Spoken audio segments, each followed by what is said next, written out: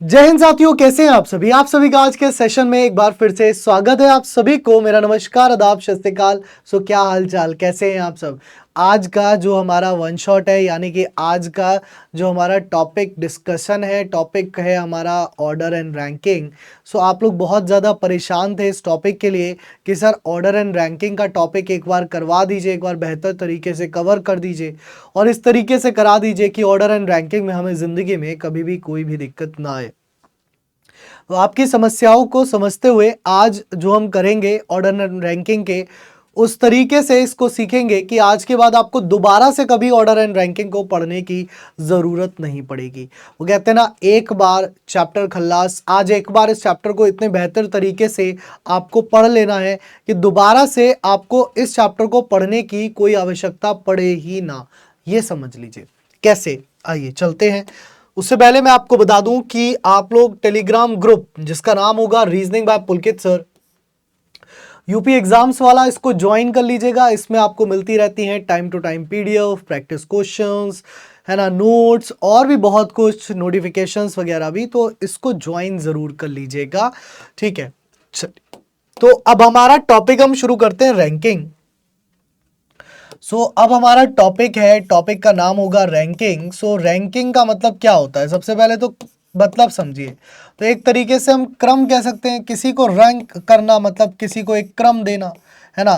किसी को क्या दे देना, एक क्रम दे देना, यानी कि किसी को एक आधार दे देना। जैसे बोला जाए कि मान लीजिए आप एक स्कूल में हैं, आप एक स्कूल में पढ़ते हैं, है ना। स्कूल में जब आप पढ़ते हैं तो स्कूल में कुछ ऐसे करके बच्चे बैठे हुए हैं, ठीक है। स्कूल में कुछ ऐसे करके बालक बैठे हुए हैं, एक पंक्ति में जितने भी हैं, मतलब 8 10 12 पता नहीं, है ना, कुछ बालक बैठे हुए हैं। तो ये जो बैठने का क्रम होता है इसको रो कहा जाता है, यानी कि इसको जो है वो पंक्ति कहा जाता है ना। इसको पंक्ति कहा जाता है। जब भी हम इधर से कोई भी पोजीशन देखते हैं तो इस पोजीशन को हम लेफ्ट कहते हैं, ठीक है। इस पोजीशन को हम बाएं छोर से बोलते हैं। हम ये बोलते हैं ना कि इधर बाएं से कोई व्यक्ति बैठा है। और जब इधर से कोई बैठता है तो इसको हम राइट बोलते हैं, है ना। इसको हम राइट बोलते हैं, मतलब हम ये कहते हैं कि यार दाएं छोर से जो है कोई व्यक्ति बैठा हुआ है। हम ये तो कहते हैं कि दाएं छोर से जो कोई व्यक्ति है वो बैठा हुआ है। तो दाएं और बाएं इस तरीके से हम मान के चलते हैं। अब कभी भी जैसे क्या होता है, अगर यहाँ पर कुल संख्या पूछी जाए कितने लोग बैठे हैं, तो आप क्या होगे सर, 1 2 3 4 5 6 7 8 9 10। तो इस पंक्ति में जो कुल बैठे हुए लोगों की संख्या है वो कितनी है, 10 है। इसको हम टोटल बोलते हैं, इसको हम टोटल बोलते हैं। टोटल कितनी है, 10 है, यानी कि इसको हम कुल संख्या बोलते हैं अपनी भाषा में। कुल संख्या कितनी आ गई, 10 आ गई। अब मान लो मैंने कहा कि यार अमित यहां बैठा है, मैंने कहा कि अमित जो है वो यहां बैठा है। अब मैं पूछूं कि यार अमित जो है, अमित जो है, अमित बाएं से किस स्थान पर है, बाएं से किस स्थान पर है, बताओ जरा कि अमित बाएं से किस स्थान पर है। तो आप अगर अमित का बाएं से स्थान देखोगे तो अमित का जो बाएं से स्थान है वो कौन सा है, 5वां है ना। अमित बाएं से किस स्थान पर है, 5वें स्थान पर। और अमित अगर मैं पूछूं कि भाई अमित जो है वो दाएं से किस स्थान पर है, अगर पूछूं कि अमित दाएं से किस स्थान पर है, तो अमित का अगर मैं दाएं से स्थान पूछूं तो कितना हो जाएगा। तो आप बोलोगे कि यार अमित अगर दाएं तरफ से देखा जाए, मतलब इस तरफ से देखा जाए, 1 2 3 4 5 6, यानी कि अमित दाएं तरफ से तो 6ठे स्थान पर है। अब इस हिसाब से तो यार टोटल वैल्यू ज्यादा होनी चाहिए थी ना भाई। इस हिसाब से 5 और 6 11 टोटल वैल्यू होनी चाहिए थी, लेकिन टोटल तो 10 है। तो ऐसा कैसे हो रहा है कि एक 5वें स्थान पर और एक 6ठे स्थान पर और टोटल भी 10। यार कुछ तो गड़बड़ है। तो यहाँ पर दया कुछ तो गड़बड़ है। अब वो गड़बड़ देखनी है दया। तो गड़बड़ यहाँ पर क्या है, गड़बड़ कुछ भी नहीं है, क्योंकि अमित जो है उसको हम 2 बार गिन रहे हैं। अगर अमित को हम 2 बार गिनेंगे तो ऑब्वियस बात है ना, अगर हम इसको 2 बार गिन लेंगे तो ये 11 लोग बना देगा, हमें एक ही बार गिनना होता है ना। अब चाहे तो हम अमित को बाएं से गिने, अब चाहे तो हम अमित को दाएं से गिने।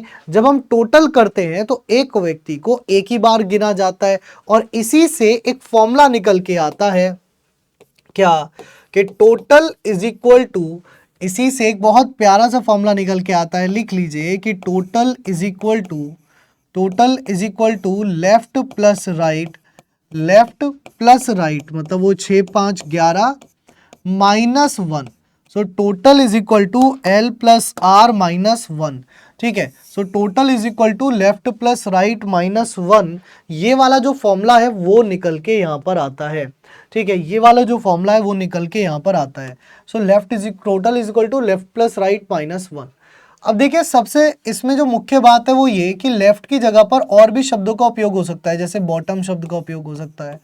अगर लेफ्ट की जगह मैं बॉटम का उपयोग कर रहा हूं तो टॉप, राइट की जगह मैं टॉप शब्द का उपयोग करूंगा, है ना। हो सकता है वो एंड शब्द का उपयोग कर दे, बिल्कुल अंतिम छोर से, तो यहां से वो कह सकता है बिल्कुल स्टार्ट से, मतलब शुरुआत से, है ना। और भी अलग अलग शब्दों का उपयोग हो सकता है, कोई डाउन कह सकता है, कोई अप कह सकता है, फ्रॉम डाउनवर्ड, है ना। ये भी कह सकता है कि यार डाउनवर्ड से मतलब बिल्कुल निचले छोर से इतने स्थान पर है। तो ये भी कह सकता है कि अपवर्ड पोजीशन इतनी है, मतलब ऊपरी हिस्से से इतने स्थान पर है। तो मतलब लेफ्ट और राइट के अलग जगह अलग अलग शब्दों का उपयोग हो सकता है, लेकिन आपको बस इतना सा दिमाग में बेसिकली याद रखना है कि T is equal to L plus R minus 1 ही होगा। आपको बस एक ये कॉन्सेप्ट अपने दिमाग में रखना है। अगर आप सिर्फ एक ये कॉन्सेप्ट अपने दिमाग में रखेंगे तो उसके बाद दुनिया का कोई भी क्वेश्चन आ जाए, कितना ही टफ क्वेश्चन आ जाए, वो कभी गलत नहीं होगा, है ना। सो आपको ये वाला जो कॉन्सेप्ट है वो concept always be in mind. Okay, ठीक है गाइज, सही है, क्लियर हो रही है बात, है ना। चलिए तो आगे बढ़ते हैं। अब इस पे आधारित क्वेश्चन कैसे आते हैं वो देखते हैं। तो चलिए, पहला क्वेश्चन है इस पर आधारित। क्वेश्चन को देखिए, क्वेश्चन क्या कह रहा है, क्वेश्चन को बनाइए, क्वेश्चन में क्या कहा गया है, करिए।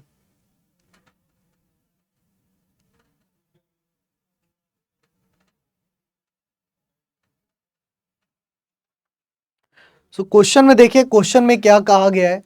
कह रहा है कि यदि एक पंक्ति में, सो क्वेश्चन में कह रहा है कि यदि एक पंक्ति में, है ना, एक व्यक्ति दाईं ओर से 6वें और बाईं ओर से 8वें स्थान पर है, सो उस पंक्ति में बैठे व्यक्तियों की कुल संख्या ज्ञात करें।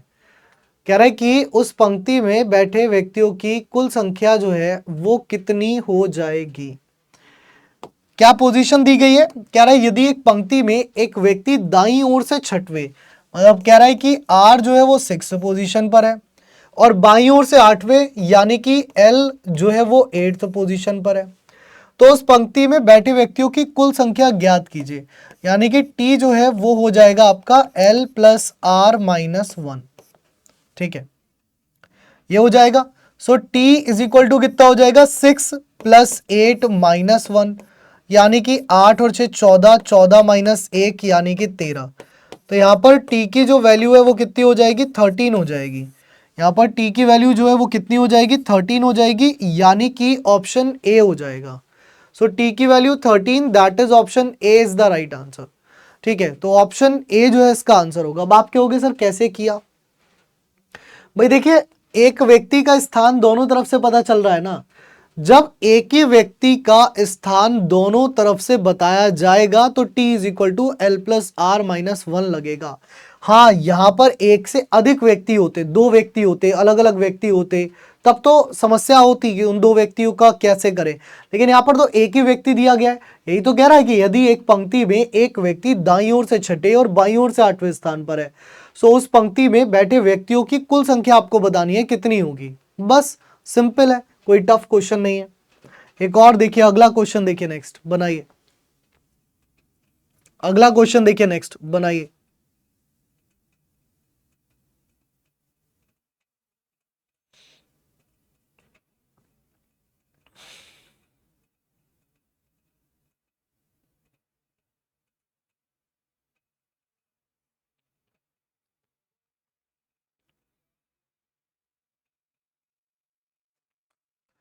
अब यहां पर कह रहा है कि यदि एक पंक्ति में एक व्यक्ति नीचे से 10वें तथा ऊपर से 18वें स्थान पर है तो उस पंक्ति में बैठे व्यक्तियों की कुल संख्या कितनी होगी। अब यहां पर भी आपको दो पोजीशन दी गई है। कह रहा है कि एक पंक्ति में एक व्यक्ति नीचे से 10वें, मतलब वो कह रहा है कि एल की वैल्यू कितनी है 10 है, और कह रहा है ऊपर से 18वें, यानी कि आर की वैल्यू कितनी है 18 है। मतलब मैंने अभी आपको बताया था कि लेफ्ट और राइट को मतलब ऊपर और नीचे भी आएगा, आगे और पीछे भी आएगा, शुरुआत और अंत भी आएगा, इन चीज़ों में कन्वर्ट आप करोगे एल और आर में ही। मतलब एक फॉर्मूला आपको जिंदगी भर याद रखना है कि किसी भी व्यक्ति का स्थान अगर दोनों तरफ से दिया गया है तो उसकी पोजीशन एक तरफ से प्लस दूसरी तरफ से -1 करनी होती है। अब वो एक तरफ से हमने एल मानी है, दूसरी तरफ से आर मानी है। कई जगह बुक्स में आपको यहाँ पर x प्लस वाई लिखा हुआ मिल जाता है, -1 मतलब x और y के टर्म में बात करते हैं। हम उसी को l और r यानी कि लेफ्ट और राइट यानी कि दाएं और बाएं की बात कर रहे हैं, ठीक है। सो यहाँ पर t is equal to again formula वही हो जाएगा आपका क्या, l प्लस आर -1 है ना। तो l कितना है 10 है, r कितना है 18 है, -1। सो 10 और 18 हो गया 28, 28 में एक गया, सो 28 में जब एक आपका चला गया तो आपका 27 बचा, 27 बचा मतलब ऑप्शन नंबर सी जो है इसका आंसर हो गया। कितना हो गया, ऑप्शन सी जो है वो इसका राइट आंसर बन गया। चलिए अगला क्वेश्चन देखिए, नेक्स्ट है, बताइए। कह रहा है if in a row of trees a tree is placed 23rd from both ends find the total number. अब यहां पर जल्दबाजी में लोग 23 + 23 46 आंसर दे देते हैं। कई बार क्या होता है जब ये क्वेश्चन को पढ़ते हैं वो एग्जाम में, अब क्योंकि यहाँ तो आप चैप्टर पढ़ रहे हो, जब चैप्टर पढ़ रहे हो तो गलती की गुंजाइश है नहीं, लेकिन एग्जाम में तो गलती की गुंजाइश होती है। तो वहां पर अक्सर क्या होता है, जैसे इसमें दिया कि पेड़ों की एक पंक्ति में एक पेड़ दोनों छोर से 23वें स्थान पर रखा गया है, तो पेड़ों की कुल संख्या ज्ञात करें। अब वहां पर वो जल्दबाजी में क्या हो जाता है, 23 + 23 यानी कि 46 आंसर टिक करा और आगे बढ़ गए जी। लेकिन ऐसा नहीं करना है आपने, है ना। 23 + 23 46 करके आगे नहीं बढ़ना भैया, ऐसा करना घोर अपराध हो जाएगा। क्यों, क्योंकि वो कह रहा है दोनों तरफ से 23वें स्थान पर है, यानी कि वो L की वैल्यू भी 23 कह रहा है और वो R की वैल्यू भी 23 कह रहा है। मतलब उसके कहने का अर्थ है कि L की वैल्यू भी 23 है और R की वैल्यू भी 23 है, ठीक है। तो आपका जो फॉर्मूला है वो भी सेम रहेगा, T is equal to L plus R -1, यानी कि T अगर मुझे निकालना है तो L हो जाएगा 23 और R भी हो जाएगा 23 -1, तो ये हो गया 46 - 1 यानी कि 45। तो 46 - 1 यानी कि 45 आपका राइट आंसर होगा, दैट इज ऑप्शन बी। क्या होगा, ऑप्शन बी जो है वो इसका राइट आंसर बनेगा, ठीक है। क्या बनेगा, option B is the right answer. चलिए एक और देखिए, अगला क्वेश्चन है, नेक्स्ट है, बताइए। अगला क्वेश्चन बनाइए जल्दी से, एक और प्यारा सा क्वेश्चन है। सो अगला क्वेश्चन देखिए, नेक्स्ट है आपकी स्क्रीन पर, बताइए ये क्वेश्चन अब आपसे क्या कह रहा है।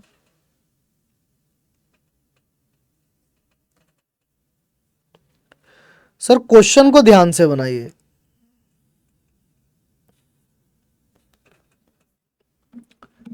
क्वेश्चन को बनाना बहुत आवश्यक है, सो क्वेश्चंस को बहुत ध्यान से करिए। जैसे यहाँ पर बोला गया है कि 50 छात्र एक पंक्ति में मानवी दाईं ओर से 28वें स्थान पर है, सो बाईं ओर से मानवी का स्थान क्या है। अब अगर आप यहाँ देखें तो 50 छात्रों की एक पंक्ति में बात कर रहा है, मतलब उसके कहने का अर्थ है कि T इज इक्वल टू जो है वो कितना है, वो 50 है। उसके कहने का अर्थ है कि T इज इक्वल टू जो है वो कितना है, वो 50 है। और कह रहा है मानवी दाईं ओर से 28वें नंबर पर है, यानी कि R की वैल्यू कितनी दी गई है, 28 दी गई है। R की वैल्यू कितनी दी गई है, 28 दी गई है। तो आप यही तो क्या होगे कि T is equal to L plus R -1, T is equal to L plus R -1। So यहाँ पर T कितना है, 50 है, L कितना है निकालना है, R कितना है 28 है, -1 कर दो, 28 में एक गए 27 बचे, तो मतलब क्या हो गया 50 बराबर L प्लस 27। अब ये 27 उठ करके इधर जाएगा तो L इज इक्वल टू हो जाएगा 50 - 27, यानी कि ये हो जाएगी आपकी कितनी 23वें नंबर पर, तो 23rd पोजीशन हो जाएगी, मतलब कि ऑप्शन नंबर सी इसका राइट आंसर होगा। 23rd पोजीशन हो जाएगी, मतलब कि ऑप्शन नंबर सी जो है वो इसका करेक्ट आंसर बन जाएगा, ठीक है। Option C is the right answer. चलिए अगला क्वेश्चन नेक्स्ट है आपकी स्क्रीन पर, देखिए टाइमर ले लेते हैं सो दैट आपके लिए थोड़ी सी अब सहूलियत रहे, आप भी क्योंकि अपने आप से करें तो समझ आए। क्वेश्चन देखिए, क्वेश्चन क्या कह रहा है, बनाइए इसको।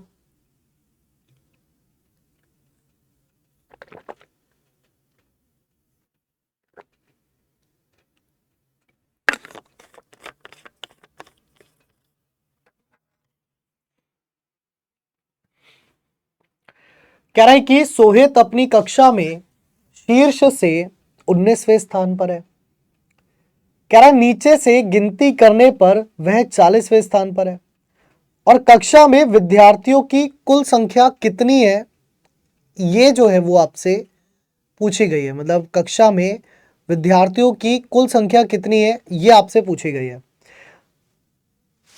तो यहां पर अगर हम बेसिकली देखें तो सोहित अपनी कक्षा में शीर्ष से 19वें स्थान पर है। शीर्ष मतलब टॉप से बात कर रहा है। टॉप को मैं हमेशा आर से रिप्रेजेंट कर सकता हूं।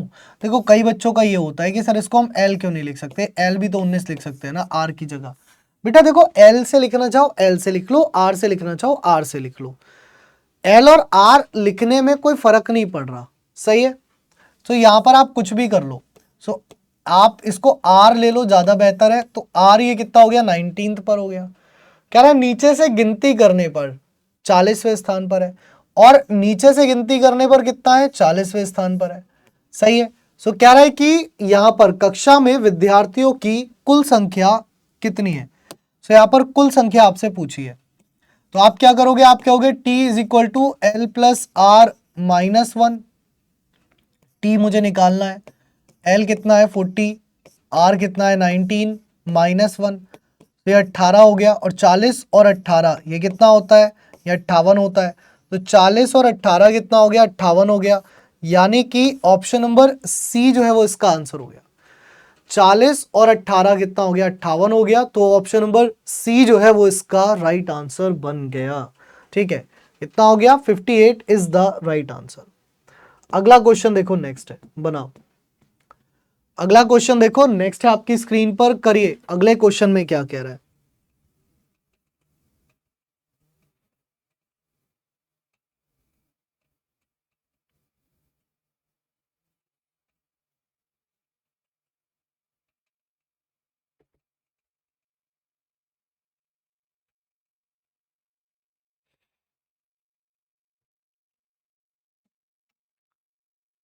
कह रहे हैं कि 50 छात्रों की कक्षा में गगन की रैंक शीर्ष से 15वीं है।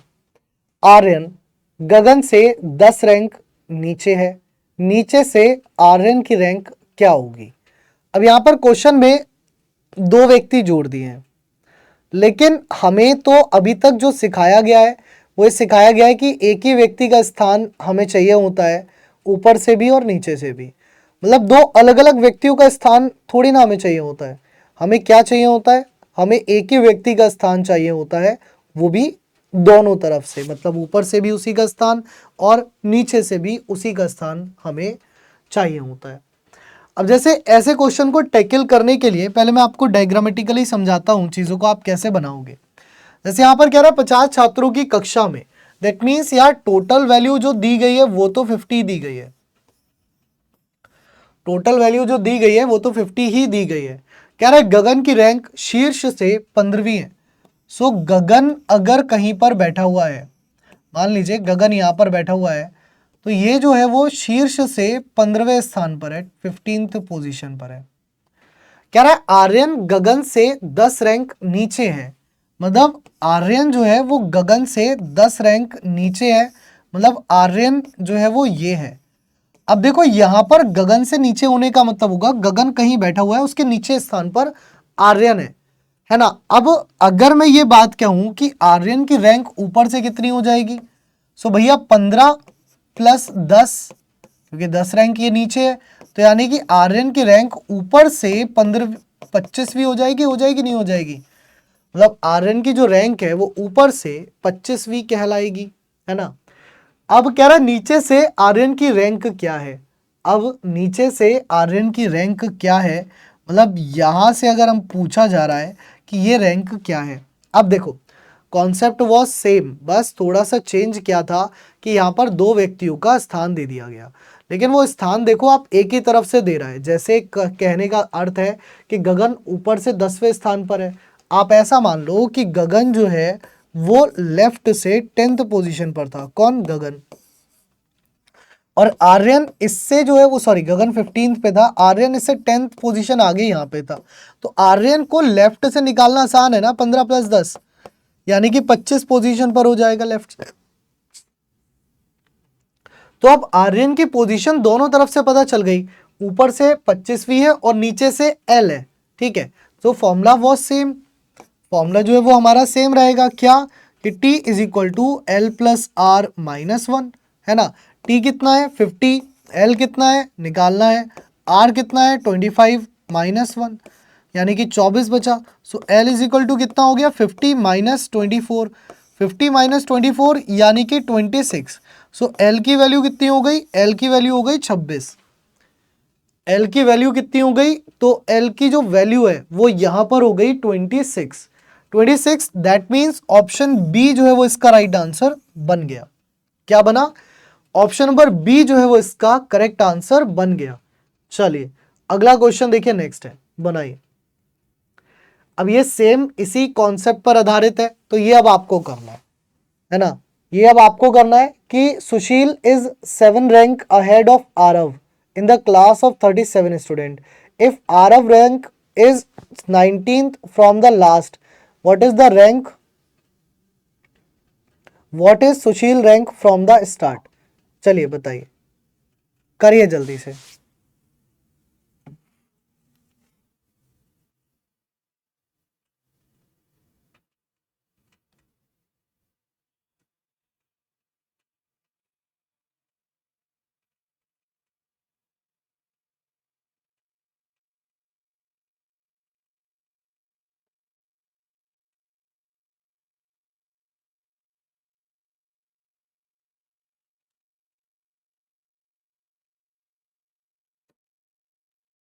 अब यहां देखिए, कह रहा है कि 37 छात्रों की कक्षा में सुशील आरव से 9 स्थान आगे है।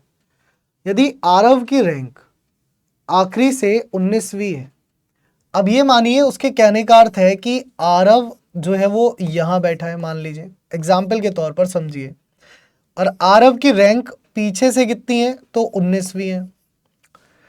कह रहा है सुशील आरव से 9 स्थान आगे है, तो मान लीजिए सुशील जो है वो इधर है, 9 स्थान आगे है ना, ये कहना चाह रहे हो आप। सो यहाँ पर कौन है? सुशील है। अभी समझना मेरी बात को, ठीक है।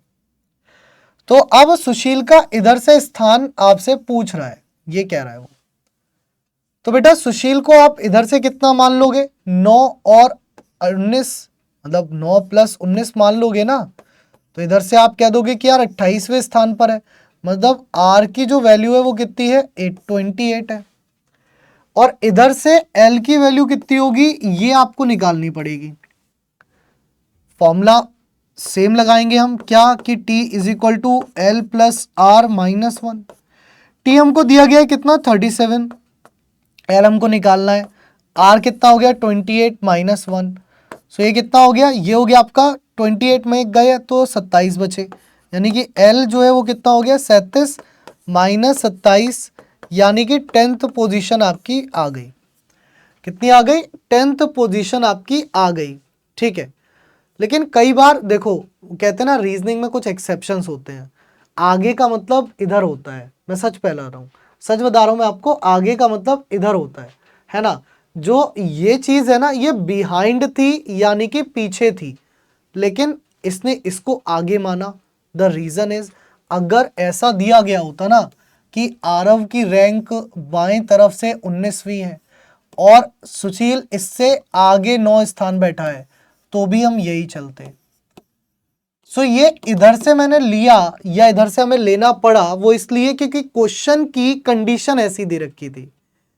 नहीं तो ये वैसे बिहाइंड कहलाता है।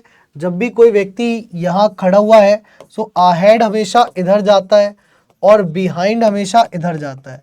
लेकिन क्वेश्चन की जो कंडीशन है वो ऐसी है कि यहाँ पर अहेड इधर को ले जाना पड़ा है, ठीक है। अपने मन से आप क्योंकि कर नहीं सकते, क्वेश्चन की कंडीशन को समझ के ही आपको करना होता है। तो आंसर होगा इसका option C, that is 10 will be the right answer. चलिए एक और देखिए, इसमें का प्यारा सा क्वेश्चन है। कोई भी गलती नहीं करिए, ना जल्दबाजी करिए, बनाइए, सुकून से बनाइए, आराम से बनाइए, करिए। ये क्वेश्चन देखिए क्या कह रहा है। कह रहा है कि मेघना is 8 rank ahead of Tina in a class of 42 students. If Tina is rank is 28 from the last, what is the Meghna's rank from the start. देखो जो कंडीशन मैं आपको समझा रहा था ना, जो कंडीशन मैं बोल रहा था, वही कंडीशन यहाँ बन गई है।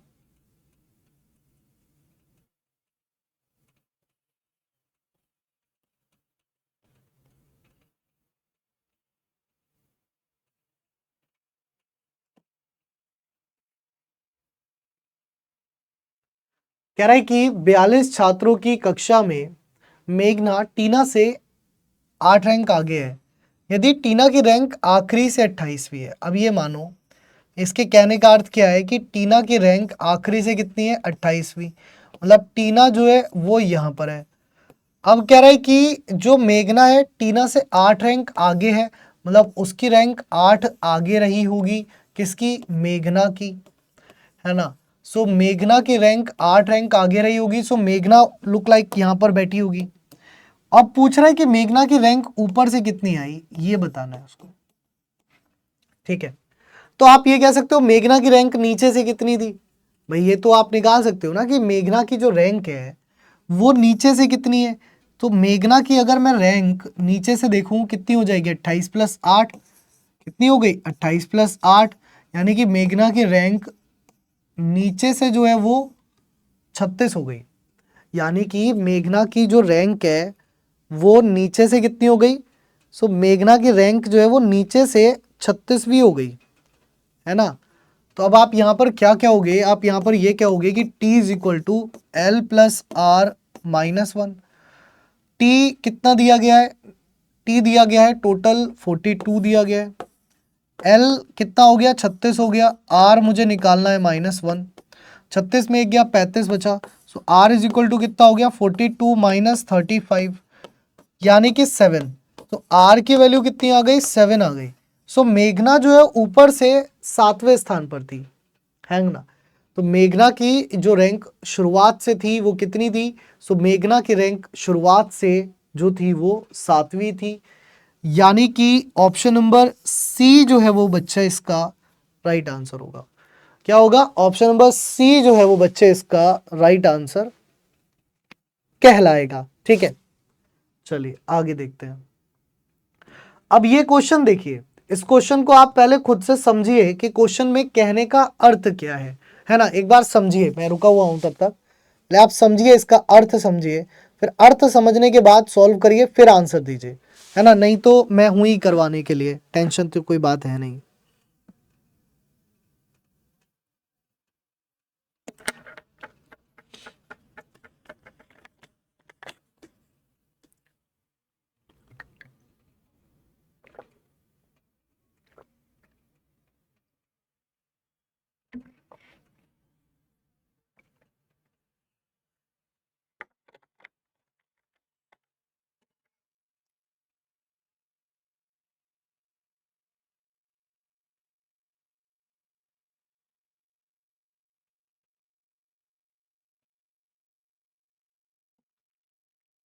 समझिए, सो क्वेश्चन में क्या कहना चाह रहा है।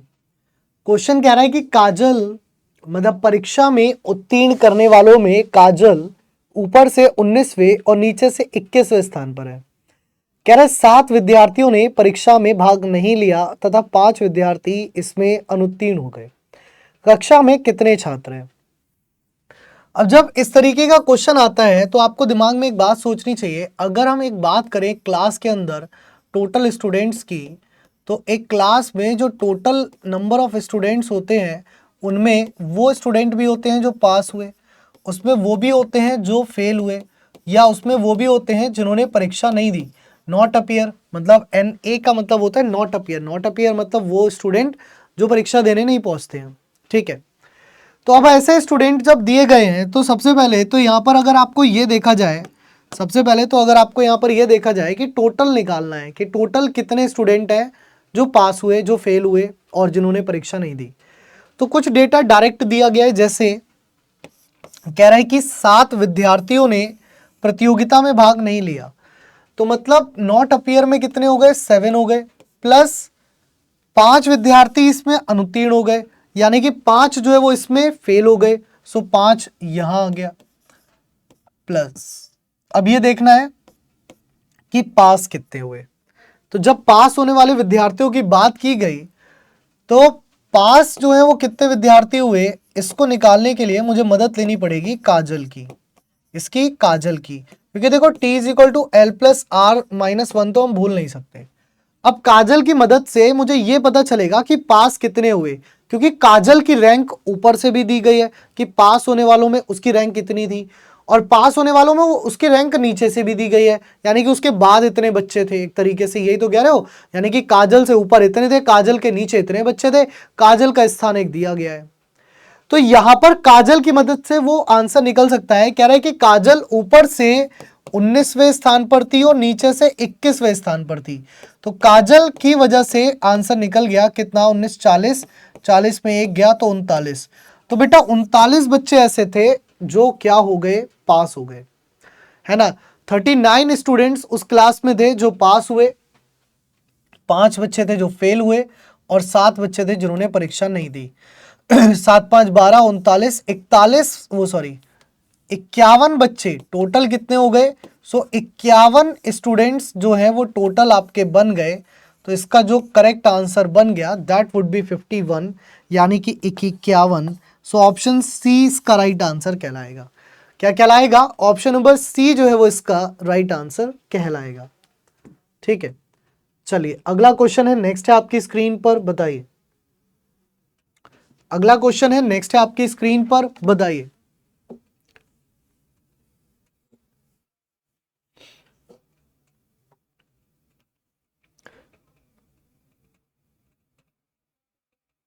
करिए इस क्वेश्चन को बनाने की कोशिश। ये भी क्या कह रहा है,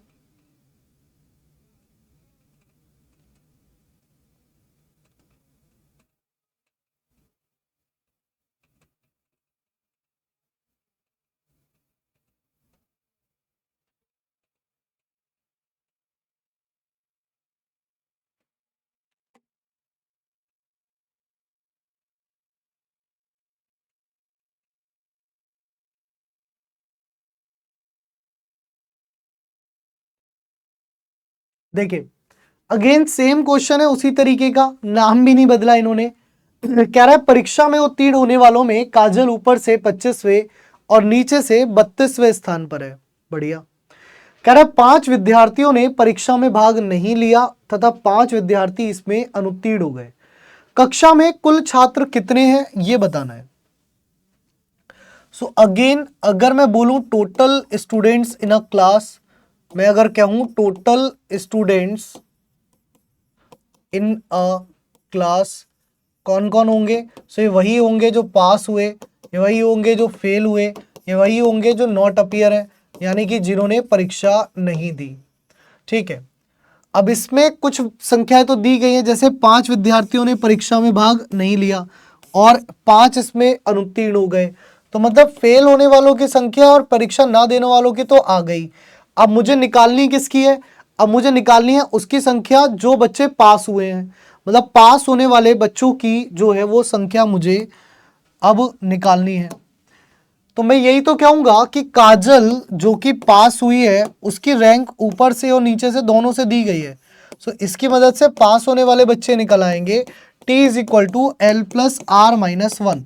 सो काजल ऊपर से 25वें और नीचे से 32वें स्थान पर थी, तो यानी कि 24 और 32, 4 और 2 6, 3 और 2 5, यानी कि पास होने वालों की जो संख्या है वो कितनी है, पास होने वालों की संख्या जो है वो 56 है। ठीक है, कि मतलब 56 बच्चे जो है वो पास हो गए। तो यहां पर कितना हो जाएगा, 56 आप ऐड कर दोगे तो 56 और 10 कितना हो जाएगा, 66 हो जाएगा। 56 और 10 कितना हो जाएगा, 66 इसका आंसर हो जाएगा। मतलब ऑप्शन नंबर बी सो बी ऑप्शन आप कहेंगे कि भैया इसका बिल्कुल करेक्ट आंसर है। क्या है? सो इसका बिल्कुल करेक्ट आंसर है आपका ऑप्शन नंबर बी। ठीक है, सो ऑप्शन बी बिल्कुल सही आंसर इसका बन गया। चलिए एक और क्वेश्चन है, नेक्स्ट है आपकी स्क्रीन पर, देखिए कुछ इसी तरीके का क्वेश्चन है, बहुत ही उम्दा क्वेश्चन ये दिख रहा है, ध्यान से आराम से सुकून से बनाइए, करिए जल्दी से।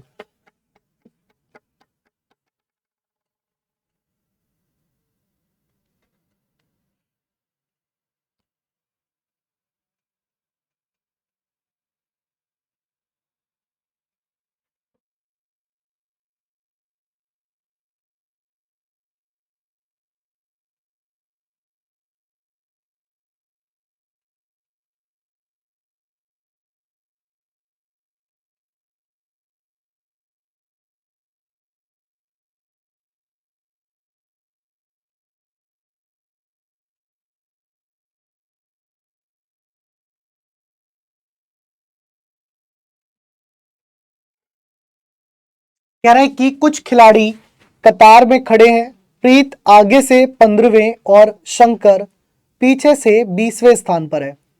कह रहे रेयान प्रीत के बाद है, लेकिन उसके और प्रीत के बीच में 3 खिलाड़ी हैं। शंकर का स्थान और शंकर रेयान के ठीक बाद में है ना। सो कतार में कितने खिलाड़ी हैं ये आपको बताना है। अब देखिए क्वेश्चन टफ नहीं है, क्वेश्चन इजी है, बस क्वेश्चन को बनाने का तरीका समझिए। सो क्वेश्चन टफ नहीं है, क्वेश्चन इजी है, बस क्वेश्चन को बनाने का तरीका समझिए, कहना क्या चाह रहा है वो। जब भी बहुत सारे लोग दे दें तो प्रेफर डायग्रामेटिकली क्वेश्चंस, मतलब इस क्वेश्चन को डायग्राम से बनाना प्रेफर करें। अगर क्वेश्चन में बहुत सारे लोगों की संख्या दे रहा है, मतलब अलग अलग नाम अलग अलग जने दे रहा है, सो कंफ्यूजन से बचने के लिए आप डायग्राम बनाएंगे। जैसे कह रहा है कुछ खिलाड़ी एक कतार में, कह रहा प्रीत आगे से 15वें, मतलब प्रीत जहां भी बैठेगी है ना, प्रीत जहां भी बैठेगी वो आगे से जो है वो 15वें स्थान पर है, ये मान लो।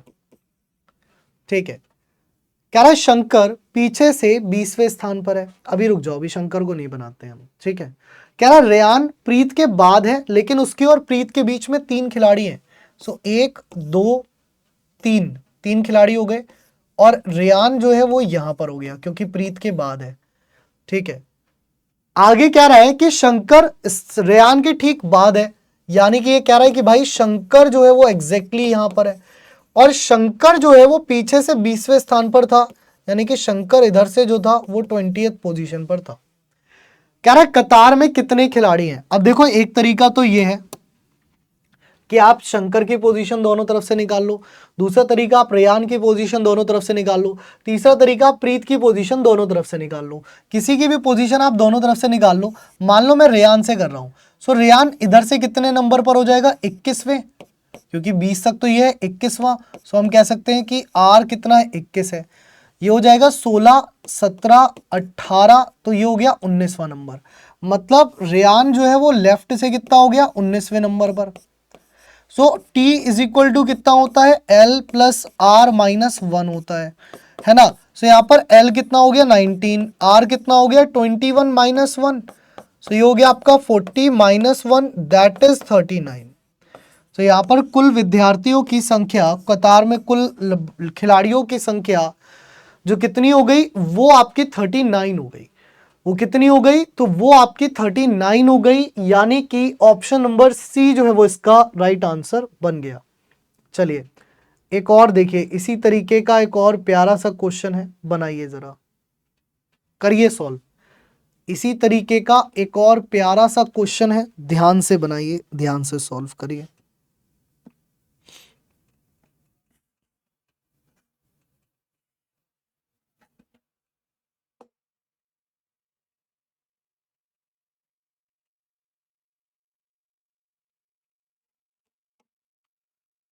कह रहा है कि व्यक्ति ए एक पंक्ति में पी और क्यू के ठीक मध्य में खड़ा है।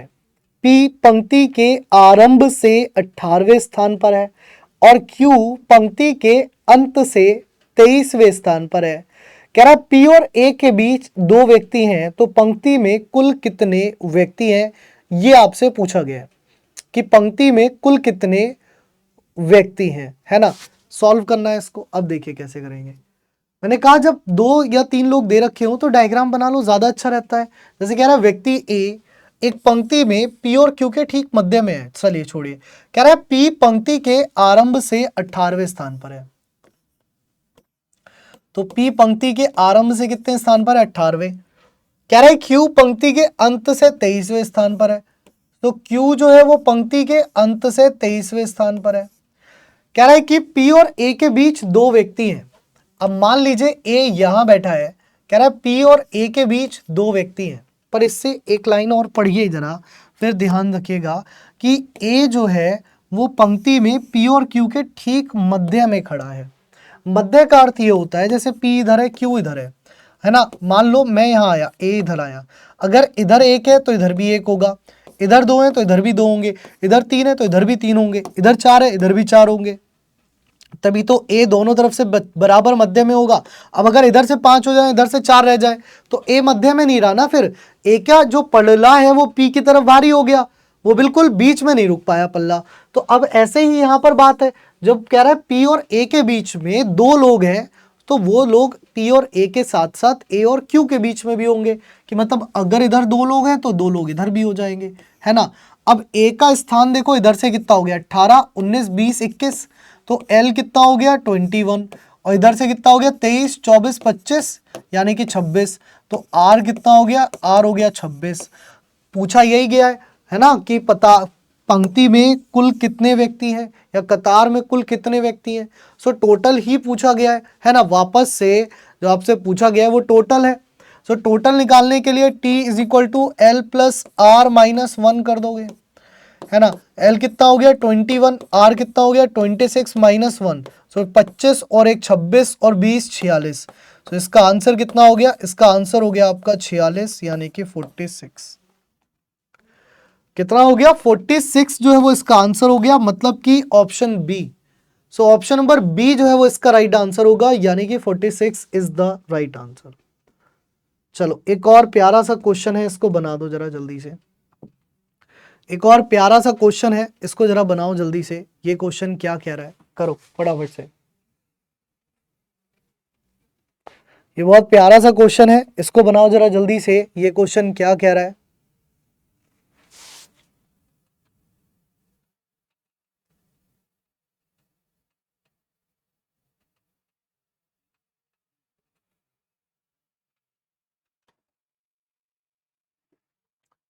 कह रहा है in a row of 15 girls, है ना। यहां पर कह रहा है कि 15 लड़कियों की एक पंक्ति में, कह रहा है in a row of 15 girls when Swati was shifted by 2 places towards the left, she became 8th from the left end.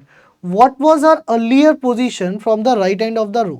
भैया आता है इस तरीके का क्वेश्चन, एग्जाम में आता जरूर है इस तरीके का क्वेश्चन, ठीक है। बहुत सारे एग्जाम्स में देखा जाता है कि इस तरीके के जो प्रश्न हैं वो पूछ लिए जाते हैं। अब जब इस तरीके के जो प्रश्न हैं वो पूछ लिए जाते हैं तो उनको हल कैसे किया जाता है, समस्या ये भी है। तो आइए इसी को सीखते हैं, है ना। बनाइए क्वेश्चन को, एक बार कोशिश करिए, क्योंकि कोशिश करने वालों की कभी हार नहीं होती।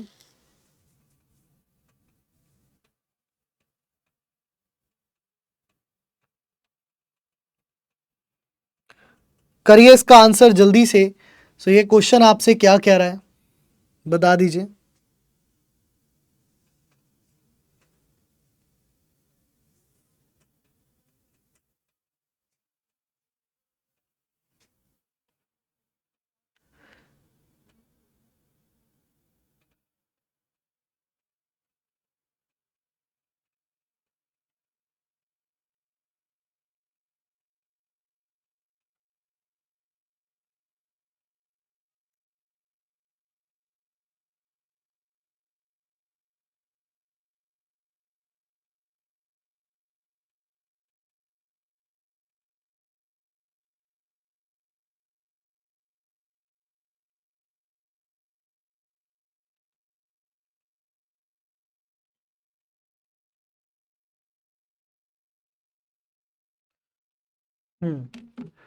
तो जब भी आपको शिफ्टेड क्वेश्चन कह रहा है कि 15 लड़कियों की एक पंक्ति में, क्या मैं इसको पहले डायग्रामेटिकली समझाता हूं आपको।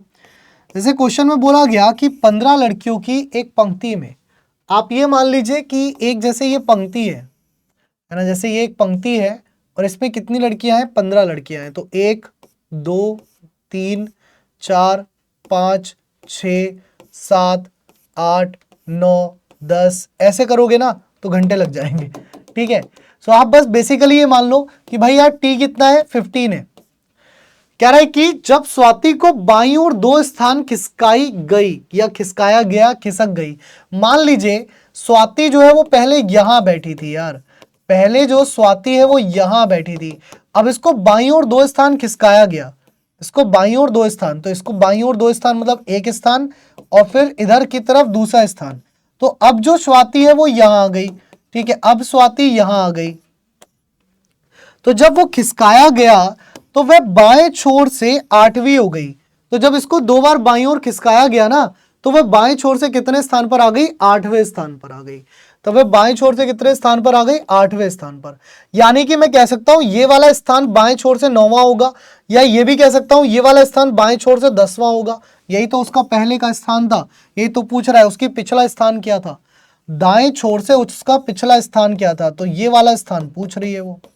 एल आपको दे दिया गया है, तो आप क्या करोगे, T is equal to L plus R minus 1।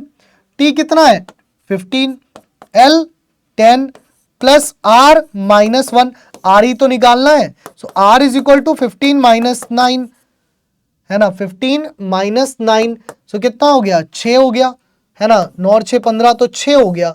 So right से कितने नंबर पर हो गई, 6ठे नंबर पर हो गई, मतलब ऑप्शन ए इसका राइट आंसर बन गया। ऑप्शन ए जो है वो इसका राइट आंसर बन गया। अगला क्वेश्चन है, नेक्स्ट है आपकी स्क्रीन पर, ये देखो क्या कह रहा है।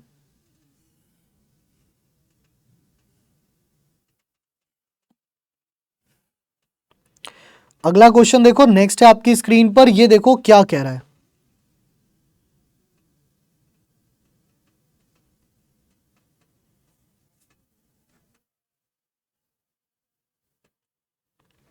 सो ये क्वेश्चन में आपसे क्या कह रहा है, कह रहा है कि एक पंक्ति में रीता बाएं से 15वें स्थान पर है तथा मधु दाएं से 18वें स्थान पर है। यदि इन दोनों के बीच 4 लड़कियां हैं तो बताइए कि पंक्ति में कम से कम कितनी लड़कियां हैं। अभी देखिए कम से कम पूछी गई है, ज़्यादा से ज़्यादा तो पूछी नहीं गई है ना, जो हम ज़्यादा से ज़्यादा आंसर दे देंगे। भाई ज़्यादा से ज़्यादा कितनी हो जाएगी, 15 और 18 33 और 4 37, तो ज़्यादा से ज़्यादा तो 37 लड़कियां हो सकती हैं। कैसे, जैसे इधर से रीता कहा जाए बाएं से 15वें तथा मधु कहा जाए इधर से 18वें और बीच में 4, तो कितनी हो जाएंगी 15 प्लस 4 प्लस 18 यानी कि 37 हो जाएंगी। 37 ऑप्शन में है नहीं, तो 1 माइनस 1 करके 36 हमने आंसर कर दिया। सो ऑप्शन ए हमारा आंसर हो गया। लेकिन सर ये आंसर हो जाएगा गलत, ये क्या हो जाएगा, ये आंसर हो जाएगा गलत, क्योंकि ये तरीका ही गलत है ना, ये तरीका ही गलत है, ये तरीका है ही नहीं। क्यों नहीं है, आइए तो सीखते हैं बिटवीन का केस। सबसे पहले हम जानते हैं बिटवीन के बारे में। बिटवीन का अर्थ क्या होता है, बिटवीन का अर्थ होता है बीच में, किसी के बीच में है ना दखल अंदाजी कर देना, बैठ जाना, आ जाना, ये होता है बिटवीन। सबसे पहले हुआ क्या, मान लीजिए 2 व्यक्ति थे, एक व्यक्ति ए था जो कि इधर से बैठा हुआ था, एक व्यक्ति बी था जो कि इधर से बैठा हुआ था, है ना। इनके बीच में कुछ एन नाम के लोग बैठे थे, इनके बीच में कुछ नंबर ऑफ एन पर्सन्स बैठे थे, एन नंबर ऑफ पर्सन्स बैठे थे जिनकी संख्या हमें नहीं पता थी, है ना, एन लोग बैठे थे। और हमसे बोला जाता था कि भाई टोटल व्यक्ति कितने हो जाएंगे, हमसे बोला जाता था कि यार टोटल जो व्यक्ति हैं वो कितने हो जाएंगे, कुल व्यक्ति बताओ कितने हो जाएंगे टोटल व्यक्ति।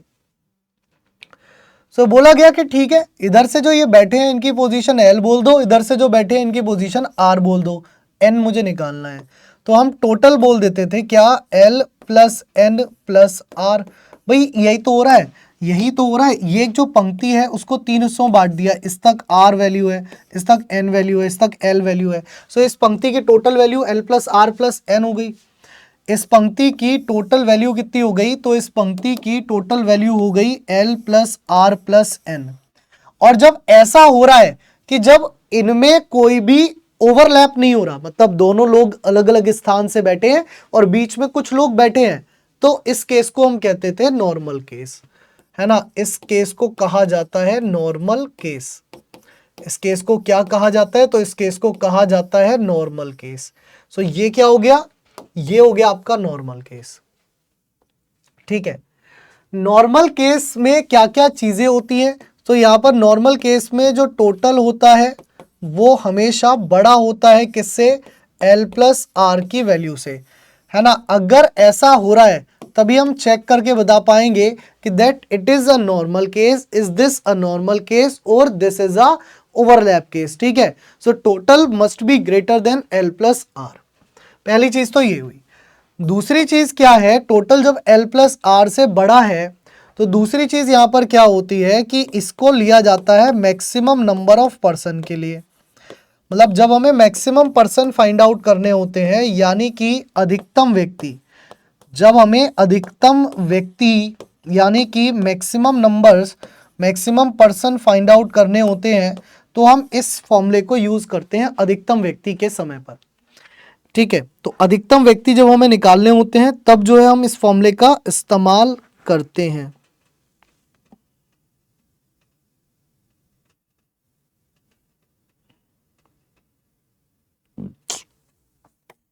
ठीक है,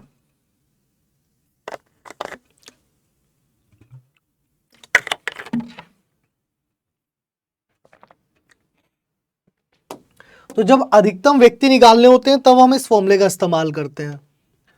और जब हमें मिनिमम पर्सन निकालने हो तो वो जो केस होता है वो कहलाता है ओवरलैप केस। ओवरलैप केस क्या है, कैसे है, इसको भी समझाता हूं मैं। देखो, आपको ओवरलैप केस क्या होता है कि जैसे अब क्या हुआ कि जो ये ए था उसने अपना स्थान इधर कर लिया। मतलब कहने का अर्थ ये है कि जो ये बी है, इस बी को मैं इधर से काउंट कर रहा हूं, जबकि जो ये ए है, इस ए को जो है वो मैं इधर से काउंट कर रहा हूं, है ना। यानी कि बी इधर से जो है वो आर पोजीशन पर है, ए इधर से जो है वो एल पोजीशन पर है, और इनके बीच में एन स्टूडेंट्स हैं। अब समस्या क्या हुई? ये ओवरलैप करके गया इसे, मतलब ए जो है वो बी को ओवरलैप करके जा रहा है, या ऐसे कह लो बी जो है वो ए को ओवरलैप करके जा रहा है। जब ये ओवरलैप करके जा रहा है, मतलब हमको दिख रहा है कि ओवरलैप हो रहा है, हमको दिखाई दे रहा है कि ये ओवरलैप हो रहा है, तो उसको ओवरलैप कंडीशन कहते हैं। यहां बीच में एन होता है। ऐसी कंडीशन में जो हमारा टी है वो कितना हो जाता है भाई? टी तो यहां से यहां तक ही है, यहां से यहां तक जो है वो टी वैल्यू ही है ना। सो टी हो जाता है L plus R minus N, क्योंकि एन को दो बार गिन रहे हो, इधर से भी गिन रहे हो, इधर से भी गिन रहे हो, सो एन को दो बार तो नहीं गिन सकते, है ना। एन को हम गिनेंगे तो एक ही बार, सही है। और minus N minus two, minus N minus two, so T is equal to कितना हो गया? L plus R minus N minus two, है ना। ऐसी कंडीशन को चेक करने के लिए हमें क्या करना होता है? जब हमें चेक करना होता है तो हम कहते हैं कि जो सर टोटल है ना वो लेफ्ट प्लस राइट के सम से कम है। जब भी जो टोटल है वो लेफ्ट प्लस राइट के जोड़ यानी कि योग से कम हो जाएगा, सो समझ जाना कि वहां पर ओवरलैप केस बन रहा है। और जब भी जो टोटल है वो लेफ्ट प्लस राइट के योग से ज्यादा हो जाएगा तो समझ जाना वहां पर नॉर्मल केस बन रहा है। ठीक है, ऐसा होता है। ये जो फॉर्मूला है वो यूज किया जाता है मिनिमम पर्सन के लिए। ये जो फॉर्मूला है वो यूज किया जाता है मिनिमम पर्सन्स के लिए, यानी कि न्यूनतम व्यक्तियों के लिए, यानी कि न्यूनतम व्यक्तियों के लिए। देखो, ये तो समझाने वाली बात थी, ये सारी चीजें समझाने वाली बात थी। अब मैं आपको एक सीधी सीधी बात बताता हूं जो आपको याद रखनी है। कैसे? एग्जाम में वहां पर वो लिख करके तो देगा नहीं कि सर ये नॉर्मल केस है या ओवरलैप केस है। तो सबसे पहले अगर आपको क्या करना होता है, चेक करना होता है कि वो केस कौन सा है। सबसे पहले चेक करते हैं, है ना, चेक लगाते हैं कि टी अगर L प्लस आर से बड़ा है। सबसे पहले हम चेक लगाते हैं, यदि टी जो है वो L प्लस आर से बड़ा है सो हम लगाते हैं वहां पर नॉर्मल केस। तो वहां पर हम क्या लगाते हैं? वहां हम लगाते हैं नॉर्मल केस, है ना। नॉर्मल केस का फॉर्मूला हो जाता है T is equal to L plus R minus L plus R plus N. ये हो जाता है किसका? नॉर्मल केस का। और ये यूज कब किया जा सकता है? जब अगर क्वेश्चन में हमसे मैक्सिमम पर्सन पूछे गए हो।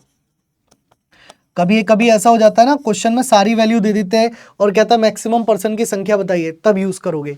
दूसरी चीज, दूसरा चेक आप लगाओगे यदि जिसमें टी लेस देन हो जाएगा एल प्लस आर से, यदि ऐसा हो जाता है तो आप लगाते हो वहां पर ओवरलैप केस, वहां पर आप लगा दोगे ओवरलैप केस। ओवरलैप केस में t इज इक्वल टू जो है वो l plus R minus N minus two हो जाता है, ठीक है। और ये जो यूज है वो मिनिमम पर्सन के लिए करते हैं, जब क्वेश्चन में कहीं भी मिनिमम पर्सन की वैल्यू पूछी गई हो। सो इसको आप लिख लीजिए, ये ज्यादा इंपॉर्टेंट पॉइंट है, जल्दी से नोट डाउन कर लीजिए, है ना, जल्दी से नोट डाउन कर लीजिए, इसको जल्दी से लिख लीजिए, ये ज्यादा इंपॉर्टेंट पॉइंट है, ठीक है। जल्दी से इसको नोट डाउन कर लीजिए, ये ज्यादा इंपॉर्टेंट पॉइंट है बेटा।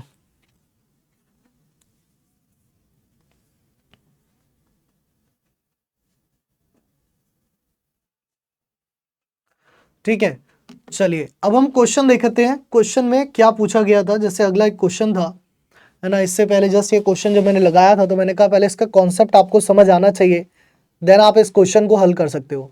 सो कॉन्सेप्ट अगर देखोगे तो यहाँ क्या समझ आएगा, कह रहा है कि एक पंक्ति में रीता बाएं से 15वें स्थान पर है तथा मधु दाएं से 18वें स्थान पर है, ठीक है। तो यहाँ पर देखो वैल्यू दी गई है, रीता बाएं से 15वें, सो एल कितना दिया गया है 15, और मधु दाएं से 18वें, आर कितना दिया गया है 18, ठीक है। कह रहा है यदि इन दोनों के बीच 4 लड़कियां हो, मतलब इनके बीच में 4 लड़कियां हैं, ये जो एन आप पूछ रहे हैं ना किसको रिप्रेजेंट कर रहा है, ये इसी को, इनके बीच में 4 लड़कियां हैं। सो जो बीच के लोगों की संख्या है उसको रिप्रेजेंटेड बाय एन कर दिया है हमने। तो बताइए कम से कम कितनी लड़कियां होंगी, कम से कम मतलब वो न्यूनतम की बात कर रहा है बेटा, वो किसकी बात कर रहा है, न्यूनतम की बात कर रहा है, यानी कि वो मिनिमम की बात कर रहा है ना। सो कम से कम कितनी लड़कियां होंगी, यानी कि न्यूनतम लड़कियों की संख्या पूछी गई है।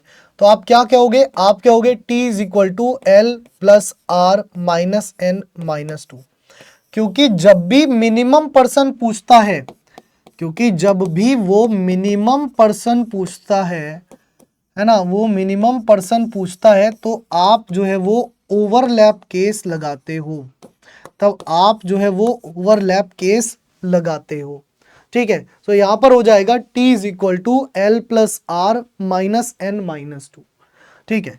अब देखो t की वैल्यू मुझे निकालनी है, l कितना दिया गया है 15, r कितना दिया गया है 18, माइनस 4 माइनस 2, तो 6 माइनस हो गए, तो कितना हो गया 15 प्लस 12, और 15 और 12 जो है वो कितना हो गया 27 हो गया। तो इसका आंसर जो बन गया वो ऑप्शन बी बन गया, इसका आंसर जो बन गया वो ऑप्शन बी बन गया, दैट इज 27। सो 27 जो है वो इसका राइट आंसर हो गया, क्या हो गया 27 जो है वो इसका राइट आंसर आपका बन गया, ठीक है। सो 27 will be the right answer, clear.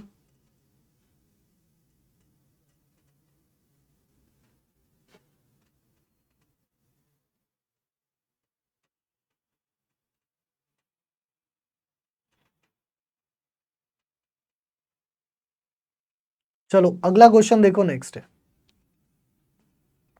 लगभग सेम कंडीशंस पर आधारित है, बहुत ध्यान से करना, लगभग सेम कंडीशंस पर आधारित है, बहुत ध्यान से करना, करो।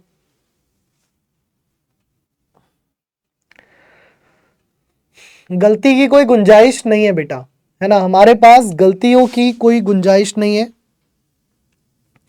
सो जितनी मेहनत कर सकते हो उतनी मेहनत करो।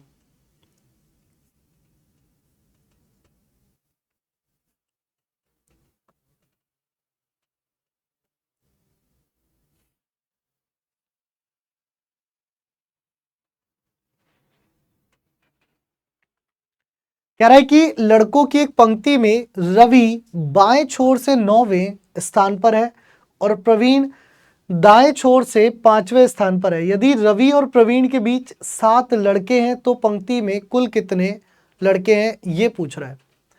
अब ये निकालने के लिए टोटल पूछ रहा है और मिनिमम नहीं पूछा है उसने। यहाँ क्वेश्चन में इस कंडीशन को, इस बात पर गौर कीजिएगा, गेट दैट वो आपसे मिनिमम पर्सन नहीं पूछ रहा है तो मैक्सिमम निकालना है, मतलब टोटल आपको नॉर्मल केस से निकालना है, ठीक है।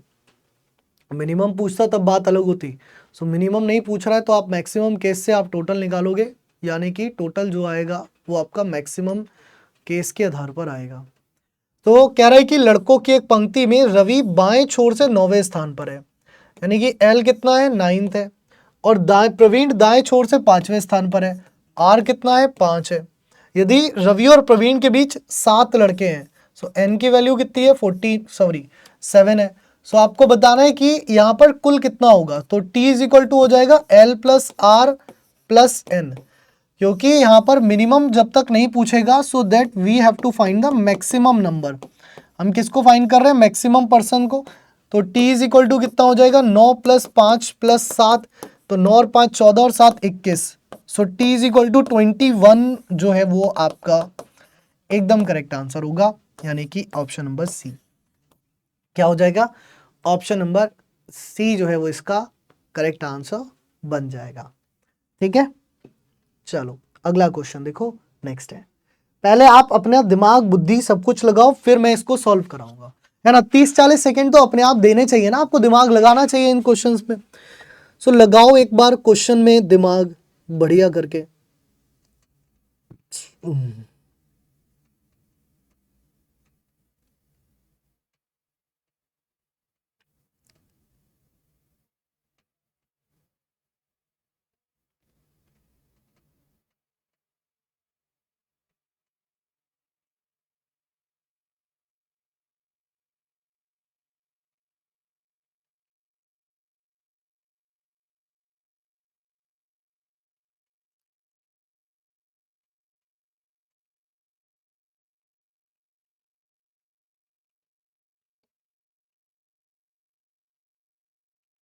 ठीक, देखो कह रहा है कि टिकट काउंटर के सामने प्रतीक्षा कर रहे 50 यात्रियों की एक पंक्ति में ए पीछे से 20वें स्थान पर है और बी आगे से 22वें स्थान पर है। ए और बी के बीच कितने यात्री है। अब यहां पर बिटवीन पूछा गया है। मैंने आपसे क्या कहा कि अगर क्वेश्चन में बिटवीन आपसे पूछा जाए तो सबसे पहला जो आपको काम करना है वो क्या करना है, तो सबसे पहला जो आपको काम करना है वो ये देखना है कि केस कौन सा है, नॉर्मल केस है या ओवरलैप केस है, उसके लिए चेक लगाना पड़ेगा। सबसे पहला काम यही है कि जैसे यहां पर टी दिया गया 50, ठीक है, एल की वैल्यू दी गई पीछे से दिया गया 20वें स्थान पर और आगे से यानी कि आर की वैल्यू दी गई 22वें स्थान पर। तो सबसे पहले मैंने एल प्लस आर निकाला जिसकी वैल्यू बनी 20 प्लस 22 दैट इज 42।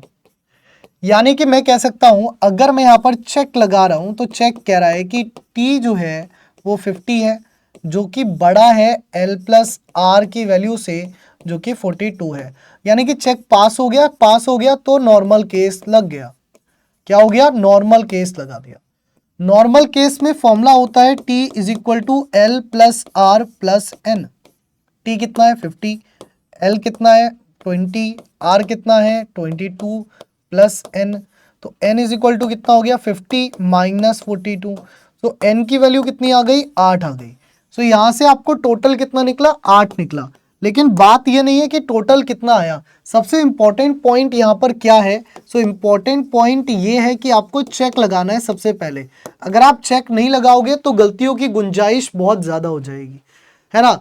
मतलब इतने चांसेस हो जाएंगे कि आप गलत कर बैठोगे कि दिल गलती कर बैठा है, वही वाली चीज आपके साथ बार बार होगी, तो उससे करने से बचना है। ठीक है, अगला एक क्वेश्चन देखो, नेक्स्ट है, बताओ। अगला एक क्वेश्चन देखो, नेक्स्ट है, बताओ क्या कह रहा है। बहुत ही ध्यान से, बहुत ही आराम से, धैर्यपूर्ण तरीके से बताओ क्या होगा इसका राइट आंसर।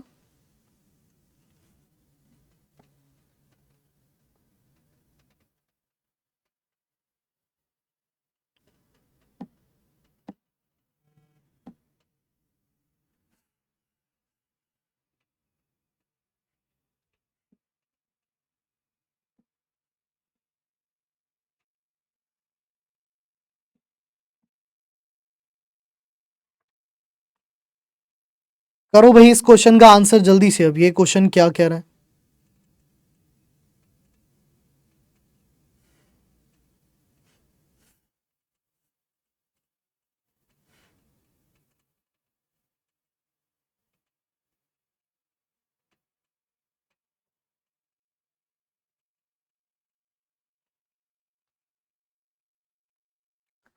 कह रहा है in a line of 55 students G R rank 38 from left hand end Priya ranked 48 from right hand. Find the number of members between Jia and Priya. कह रहा है कि 55 छात्रों की एक पंक्ति में जिया बाएं छोर से 38वें स्थान पर है और प्रिया दाएं छोर से 48वें स्थान पर है। ठीक है, सो जिया और प्रिया के बीच सदस्यों की संख्या कितनी है?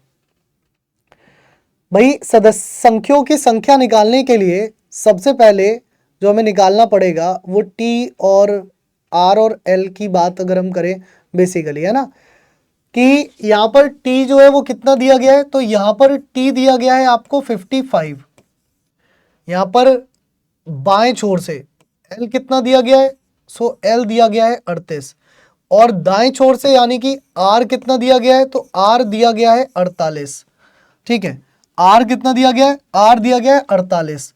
तो अगर आप देखोगे एल प्लस आर की वैल्यू कितनी हो गई, तो ये हो गई 38 प्लस 48 यानी कि 8 8 16 का 6 कैरी 1 4 3 7 और 1 8 यानी कि 86 हो गई एल प्लस आर की वैल्यू।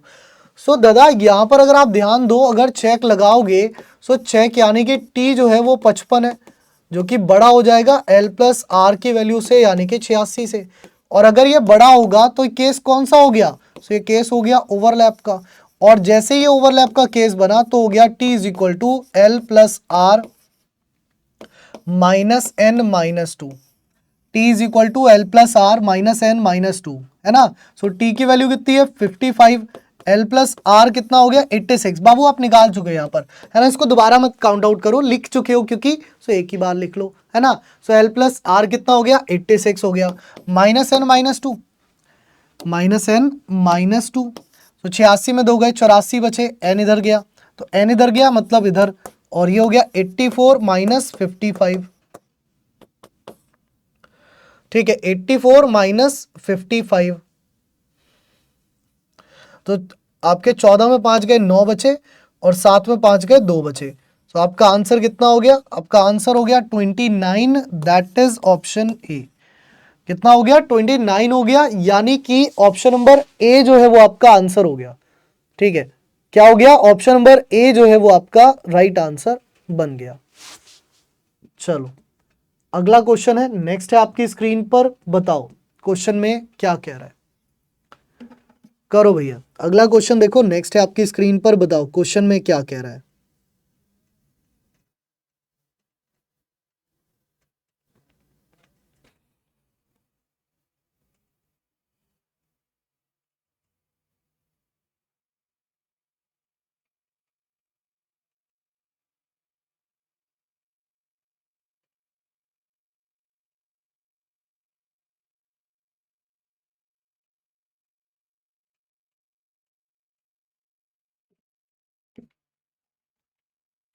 तो क्वेश्चन में कह रहा है कि in a line of 48 student Dev rank 40 from left end Pranay rank 42 from right hand, find the number of members between Dev and Pranay.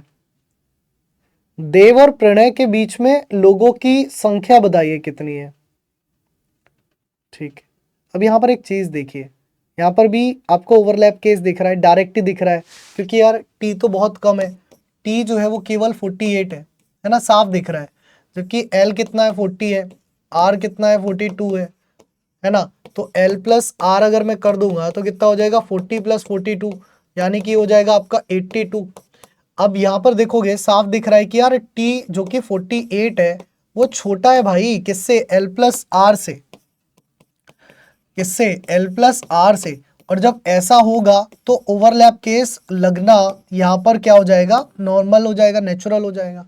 तो यहाँ पर नॉर्मल ही है ओवरलैप केस। तो ओवरलैप केस क्या कहता है कि T is equal to L plus R minus N minus two. So T कितना है 48, एल प्लस आर की वैल्यू आप निकाल चुके हो, कितनी आ रही है 82, माइनस एन माइनस टू, तो माइनस टू कर दोगे कितना हो जाएगा आपका 80 हो जाएगा, एन उठा करके इधर ले आओ तो एन इज इक्वल टू कितना हो गया 80 माइनस 42, सॉरी 80 माइनस 48। तो 10 में 8 गए 2 बचे, 7 में 4 गए 3 बचे, तो यानी कि इसका आंसर कितना हो गया, तो इसका आंसर हो गया 32 32 32, ऑप्शन डी। कितना होगा 32 होगा, यानी कि ऑप्शन डी होगा। बात सारी सिंपल, सबसे बड़ी वही घुमा फिरा करके एक ही आ जाती है, क्या कि आपको देखना होगा कि वो ओवरलैप केस है या नॉर्मल केस है, क्योंकि अगर हमारी गलती ओवरलैप केस और नॉर्मल केस में हो रही है तो भैया दिक्कत है, सिंपल सी बात है ना। फिर सांस ऊपर खींचो और सोचो कि कहां दिक्कत हो रही है, दया ढूंढो उस दिक्कत को, सिंपल सी है ना। चलो अगला एक क्वेश्चन देखो, नेक्स्ट है, ध्यान से करना भैया, बहुत ही ध्यान से, गलती की गुंजाइश है ही नहीं।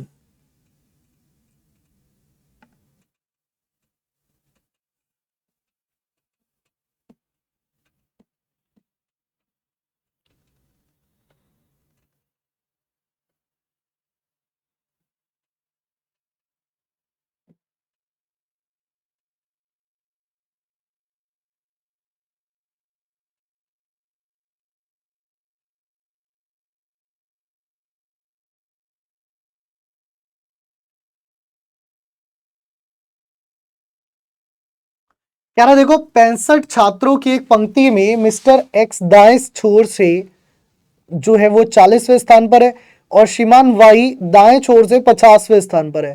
कह रहा है श्रीमान एक्स और श्रीमान वाई के बीच सदस्यों की कुल संख्या ज्ञात कीजिए। Again the case of overlap, क्योंकि एल प्लस आर की वैल्यू 90 है। मैं देखो साफ दिख रहा है ना, लेकिन आपको दिखने के बावजूद एग्जाम में बार बार चेक करके देखना पड़ेगा, क्योंकि वहां पर एक ही क्वेश्चन आएगा और एक ही क्वेश्चन अगर गड़बड़ कर दिए तो फिर क्या ही मतलब है ना। आर 40 है, एल जो है वो 50 है, सही है, एल प्लस आर निकाल लोगे तो 40 प्लस 50 यानी कि 90 होगा, लेकिन एग्जैक्ट फिर भी एग्जाम में चेक करोगे, करना पड़ेगा, नहीं करोगे दिक्कत होगी। सो एग्जाम में चेक करना है, करना है, करना है, बात समझ रहे हो ना क्या कह रहा हूं, करना है मतलब करना है, करना है मतलब करना है, ठीक है। सो टी कितना हो गया 65, जो कि क्या है छोटा है किससे, एल प्लस आर से, वो कितना है 90, है ना। हमने अगर ये चेक लगाया और हमें ये पता चला तो हम क्या कहेंगे कि भाई ओवरलैप केस है, हम क्या कहेंगे भाई ओवरलैप केस है, यानी कि t इज इक्वल टू यहां पर जो है वो l plus R minus N minus two लगेगा। कितना लगेगा, t is equal to L plus R minus N minus two लगेगा। आज ओवरलैप का डर खत्म हो गया होगा, तुम्हारे दिल में डर है ना ओवरलैप होता नहीं हमसे, आज हो गया होगा खत्म, सही है। सो t कितना दिया गया 65, l प्लस आर की वैल्यू आप निकाल चुके हो, कितनी है 90, minus N minus two, N उठाओ इधर ले जाओ तो n इज इक्वल टू कितना हो जाएगा, 90 में 2 गए 88 माइनस 65, 88 माइनस 65, इसमें ऑप्शंस की गलती है कुछ, 40 50 90 ऑप्शन में एरर है ना। 8 में 5 गए 3 बचे और 8 में 6 गए 2 बचे, तो इसका जो आंसर है वो 23 होगा। 65 छात्रों की एक पंक्ति में मिस्टर एक्स दाएं से जो है वो 40वें स्थान पर है और श्रीमान वाई जो है वो बाएं दाएं से 50वें स्थान पर है। अच्छा, ओहो, सबसे बड़ी चीज एक जो इसमें आपने देखी नहीं है ना, और ये आंसर हम निकालने चल दिए, वो क्या है कि दोनों ही लोग दाएं तरफ से बैठे हैं। एक बात ध्यान से देखो, दोनों ही लोग जो हैं वो दाएं तरफ से बैठे हैं भाई साहब, इसमें तो ये सॉल्व करने की जरूरत ही नहीं थी, इतनी मेहनत की कोई जरूरत ही नहीं थी यार। कह रहा है एक्स जो है वो दाएं तरफ से 50वें स्थान पर है, ऐसे मान लो कि x जो है वो दाएं तरफ से और y जो है वो दाएं तरफ से, मतलब इधर से ही बैठे हैं दोनों, है ना। कह रहा है x दाएं से 40वें स्थान पर है, मतलब ये 40वें स्थान पर है। तो यहाँ पर 41 42 43 44 45 46 47 48 49 और y जो है इधर से 50वें स्थान पर है। सो ये y है और ये x है, मतलब दोनों की जो पोजीशन है वो दोनों की पोजीशन एक तरफ से दी गई है, ठीक है। क्वेश्चन को ध्यान से देखेंगे तो क्या कह रहा है कि दोनों की पोजीशन एक तरफ से दी गई है। 65 छात्रों की पंक्ति में मिस्टर एक्स दाएं छोर से 40वें और श्रीमान वाई दाएं छोर से जो है वो 50वें स्थान पर है। अब कह रहा है एक्स और वाई के बीच में कितने हैं, 1 2 3 4 5 6 7 8 9, कितने हैं? 9 लोग हैं इनके बीच में, है ना। सो आंसर कितना होगा? एक्स और वाई के बीच में 9 लोग हैं। सो श्रीमान एक्स और श्रीमान वाई के बीच में सदस्यों की संख्या 9 है, 9 है, 9 है, यानी कि ऑप्शन बी इसका राइट आंसर बन गया। चलिए सर, अगला एक क्वेश्चन है, नेक्स्ट है, बनाइए, ध्यान से बनाइए। 40 seconds for you, then I will solve it. करिए इस क्वेश्चन का आंसर जल्दी से।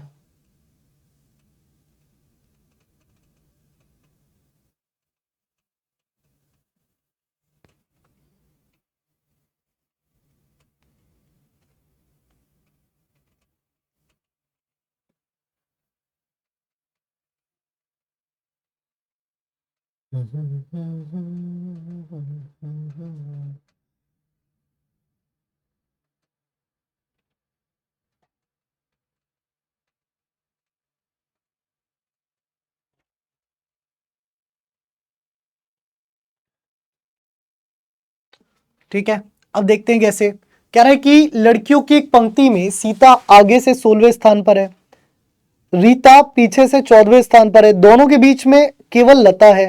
पंक्ति में लड़कियों की अधिकतम संख्या ज्ञात कीजिए। दोनों के बीच में केवल लता है, वाइस कोई दिक्कत ही नहीं है, लता यहाँ है, ठीक है। इधर कौन है, इधर कौन है, ये देखना है। सीता आगे से 16वें स्थान पर है, तो ये सीता है, आगे से कितने स्थान पर है? 16वें स्थान पर है ना। ये कौन है? ये रीता है, रीता पीछे से 14वें स्थान पर है। तो इसकी अगर बात करोगे, इधर से 15वां हो गया, इधर से इसका 17वां हो गया। तो T इज इक्वल टू क्या हो जाएगा? L प्लस आर माइनस 1 हो जाएगा, यानी कि 17 प्लस 15 माइनस 1, तो 17 15 32, 32 में एक गए, तो 32 में एक गए, तो ये कितना हो गया? 31 हो गया। ये कितना हो गया? ये 31 हो गया। मतलब ऑप्शन नंबर डी इसका राइट आंसर हो गया। क्या हो गया? Option number D. So option number D is the correct answer. अगला क्वेश्चन एक और देखो, नेक्स्ट है, बनाओ एक और क्वेश्चन देखो, नेक्स्ट है आपकी स्क्रीन पर, करो। ये क्वेश्चन क्या कह रहा है?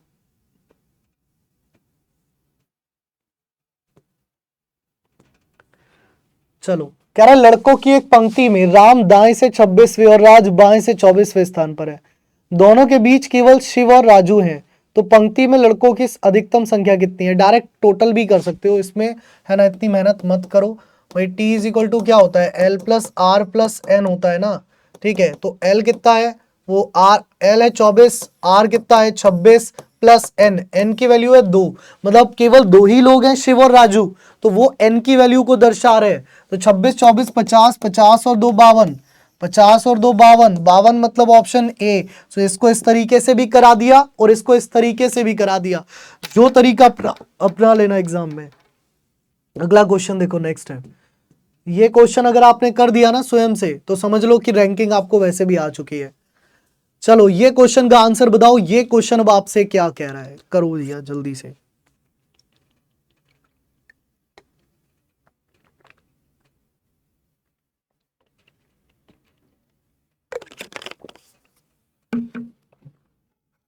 चलिए करिए इस क्वेश्चन का आंसर जल्दी से, बहुत ही ध्यान से।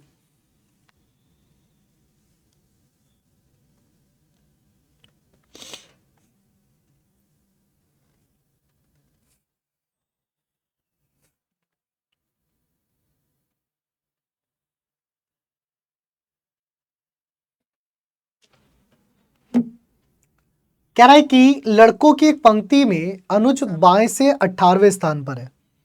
क्वेश्चन को ध्यान से समझना, कहना क्या चाह रहा है वो। कह रहा है लड़कों की एक पंक्ति में अनुज बाएं से 18वें स्थान पर है। कह रहा है कि लड़कों की एक पंक्ति में अनुज जो है ना, यहां पर है, मान लो अनुज, और ये जो है वो बाएं से कितने स्थान पर है? 18वें स्थान पर है, 18th पोजीशन पर है। कह रहा है और दाएं से 42वें स्थान पर है, और यही अनुज, है ना, और Sanju rank 42 from right hand. इसमें एरर है हल्की सी। कह रहा है कि लड़कों की एक पंक्ति में अनुज बाएं से 18वें स्थान पर है, और संजू, यहां पर ना संजू आएगा, ये इन्होंने टाइपिंग में एरर कर दी, हिंदी में सही है, इंग्लिश में सही है, हिंदी में एरर कर दी। संजू दाएं से 42वें स्थान पर है, मतलब संजू जो बैठा है ना वो यहाँ बैठा है और संजू जो है वो दाएं से 42वें स्थान पर है, यही तो बोल रहा है। And Sanju rank 42nd from the left hand. कह रहा व्हेन संजू एंड, जब संजू और Anuj, when Sanju and Anuj and Sanju interchange their position, जब अनुज और संजू अपना स्थान बदल लिया, है ना, ने अपना स्थान बदल लिया,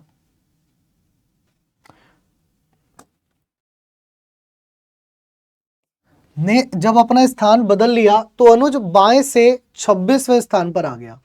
मतलब ये कह रहा है कि अब ये अपने पोजीशन बदल रहे हैं, मतलब अनुज जो है वो अब यहां जा रहा है और संजू जो है वो अब यहां जा रहा है, ठीक है, संजू जो है वो अब यहां जा रहा है। जब अनुज यहां पहुंचा तो यहां पहुंचने के बाद उसका जो बाएं से स्थान था वो 26वां हो गया। वो कितना हो गया? वो 26वां हो गया। तो कह रहा पंक्ति में कुल संख्या ज्ञात करें, ठीक है। तो हमें पता है क्या कि जब एक ही पॉइंट पर इधर से पोजीशन दी गई है 42nd और इधर से पोजीशन दी गई है 26th, तो यदि ऐसा होता है जब एक ही व्यक्ति का स्थान दोनों तरफ से पता चल जाए, सो ये R हम कह देते हैं और ये L हम कह देते हैं, तो ऐसे क्वेश्चन को हम T is equal to L plus R minus 1, यानी कि 26 plus 42 minus 1, that means 41 plus 6 is 47, 47 plus 20 67। So total value कितनी हो जाती है? 67, यानी कि 67 हो जाती है। देखिए एक तरीका तो इसको करने का ही है, लेकिन यह है बाबा आजम के ज़माने का तरीका, मतलब बहुत ही पुराना मेथड है ना। बुक्स में आपको ये मेथड मिलेगा, लेकिन ज़माना थोड़ा सा, ट्रेंड थोड़ा सा चेंज हो रहा है ना। तो बदलते ज़माने के साथ बदलना सीखो, वो वाली बात आपके ऊपर भी लागू होती है। तो बदलते ज़माने के साथ बदलना सीखो, तो यहाँ पर जब बात आई बदलते ज़माने के साथ बदलने की, तो हमें ये मेथड लगाना ही नहीं है। हमें क्या लगाना है? हमें लगानी है पुलकित सर्किट ट्रिक, यानी कि पीएसटी मेथड। ये क्या कहता है? ये कहता है इधर से L रख दीजिए, इधर से R रख दीजिए, मतलब एक तरफ लेफ्ट कर दीजिए और एक तरफ राइट कर दीजिए। इतना तो कर सकते हो, एक तरफ लेफ्ट एक तरफ राइट, ठीक है। अभी यहां पर एक बात और है, पता है क्या? अगर संजू की नई पोजीशन पूछ लेता तो और परेशान हो जाते। अगर ये कह देता संजू की नई, संजू का या नया स्थान, संजू की नई स्थान या नया स्थान एक ही बात है, संजू का नया स्थान दाएं से कितना है, दाएं से कितना है, तो अब उसको निकालने के लिए फिर एक मेथड लगाते, लेकिन इस मेथड से वो इजी हो जाएगा। आपको लेफ्ट और राइट लिखने हैं। लेफ्ट और राइट लिखने के बाद यहाँ देखिए, जैसे कह रहा है कि लड़कों की एक पंक्ति में अनुज बाएं से 18वें स्थान पर है। कितने? बाएं से 18वें। तो हमें ये लेफ्ट से पढ़ना है, सो लेफ्ट से 18th कह रहा है, तो आप भी यहाँ पर बाएं से 18वां स्थान लिख दो। कह रहा है और संजू दाएं से 42वें स्थान पर है, यानी कि राइट से 42nd कह रहा है, तो दाएं के नीचे 42 लिख दो, आर के नीचे 42 लिख दो। जब अनुज और संजू अपना स्थान बदल लिया तो अनुज बाएं से 26वां हो गया, बाएं से 26वां मतलब बाएं के नीचे बाएं लिख दो। अब मैंने तुमसे एक क्वेश्चन पूछा था ये वाला कि भाई संजू का दाएं से कितना स्थान होगा, यहां से निकालने के लिए तो बहुत मेथड झेलना पड़ता, यहां से आसानी से निकल जाएगा। कैसे? इन दोनों के बीच में अंतर देखोगे कितना हो रहा है, +8 हो रहा है, मतलब 18 से 26 तक जाने के लिए आप +8 कर रहे हो। ऐसे ही अगर आप 42 में +8 कर दोगे तो 42 और 8 हो जाएगा 50।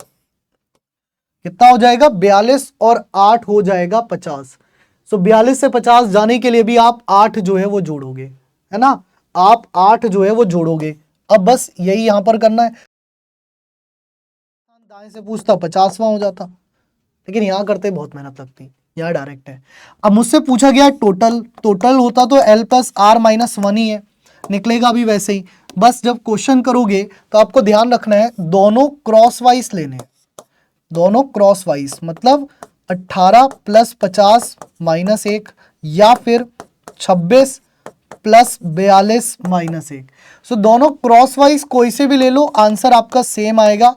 कोई भी एक ले लो, दोनों लेके करना चाहो दोनों कर लो, एक लेके करना चाहो एक कर लो, answer must be same, answer same आना है। सो इसका आंसर जो बनेगा वो बनेगा 67, यानी कि ऑप्शन डी।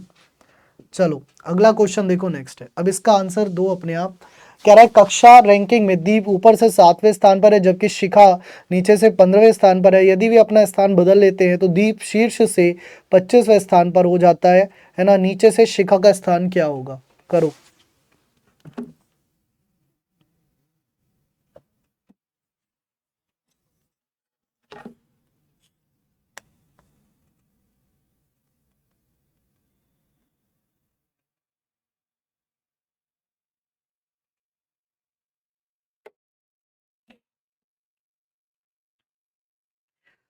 उसी ट्रिक से करनी है जो मैंने सिखा दी है। अब वही ट्रिक लगेगी, अब बार बार एग्जाम में भी वही लगेगी। क्या है ट्रिक? ट्रिक क्या है? कह रहा है कि सर एक तरफ एल लिख दो, एक तरफ आर लिख दो। ठीक है। कह रहा है यदि दीप ऊपर से, ऊपर वाले को हम आर ही मानते हैं जनरली, सो ऊपर से 7वें स्थान पर है। कह रहा है शिखा नीचे से 15वें स्थान पर है। ठीक है। यदि वे अपना स्थान बदलते हैं तो दीप शीर्ष से 25वें स्थान पर हो जाता है। शिखा का स्थान क्या हो जाएगा? 7 से 25 जाने के लिए कितना जोड़ेगा? 18 ऐड होगा, है ना। सो यहां से आप 18 ऐड कर दो। क्या कर दो? 18 ऐड कर दो। कितना हो गया? तो 15 में 18 जोड़े 33 हो गया। 15 में 18 जोड़े कितना हो गया? 33 हो गया। अच्छा,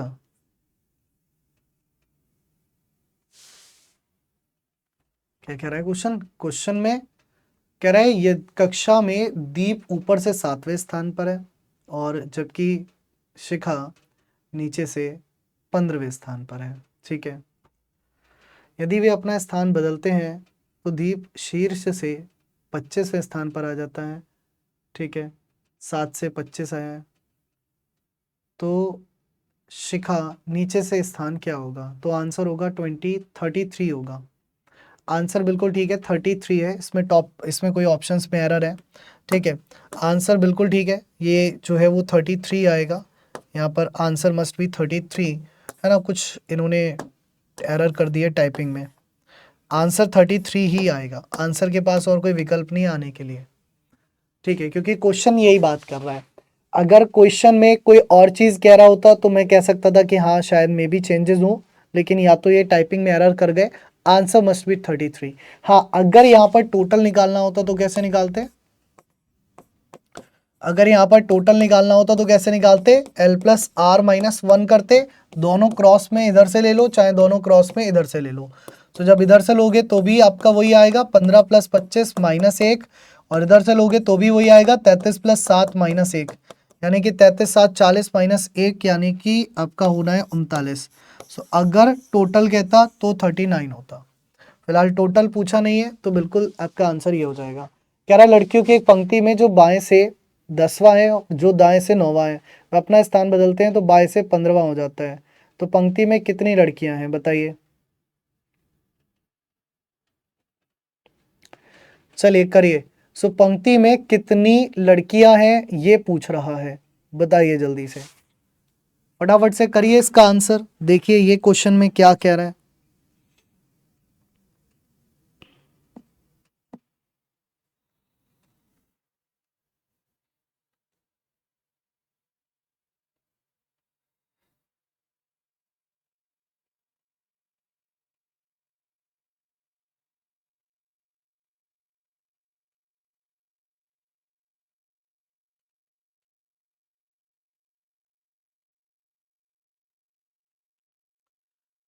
कह रहा है लड़कियों की एक पंक्ति में यदि जो बाएं से 10वां है और दाएं से 9वां है वो अपना स्थान बदल लेते हैं तो बाएं से 15वें स्थान पर हो जाता है।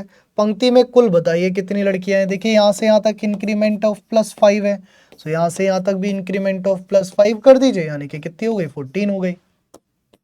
टी निकालना है, सो दोनों को क्रॉस कर दीजिए तो एल प्लस आर माइनस 1 हो गया, है ना। तो 10 प्लस 14 माइनस 1 या फिर 15 प्लस 9 माइनस 1, दोनों से answer must be same, that is 23। So option number A will be the right answer. क्या होगा? ऑप्शन ए जो है वो बिल्कुल सही आंसर बनेगा। अगला क्वेश्चन देखिए, नेक्स्ट है, बताइए। अगला क्वेश्चन देखिए, नेक्स्ट है आपकी स्क्रीन पर, बताइए।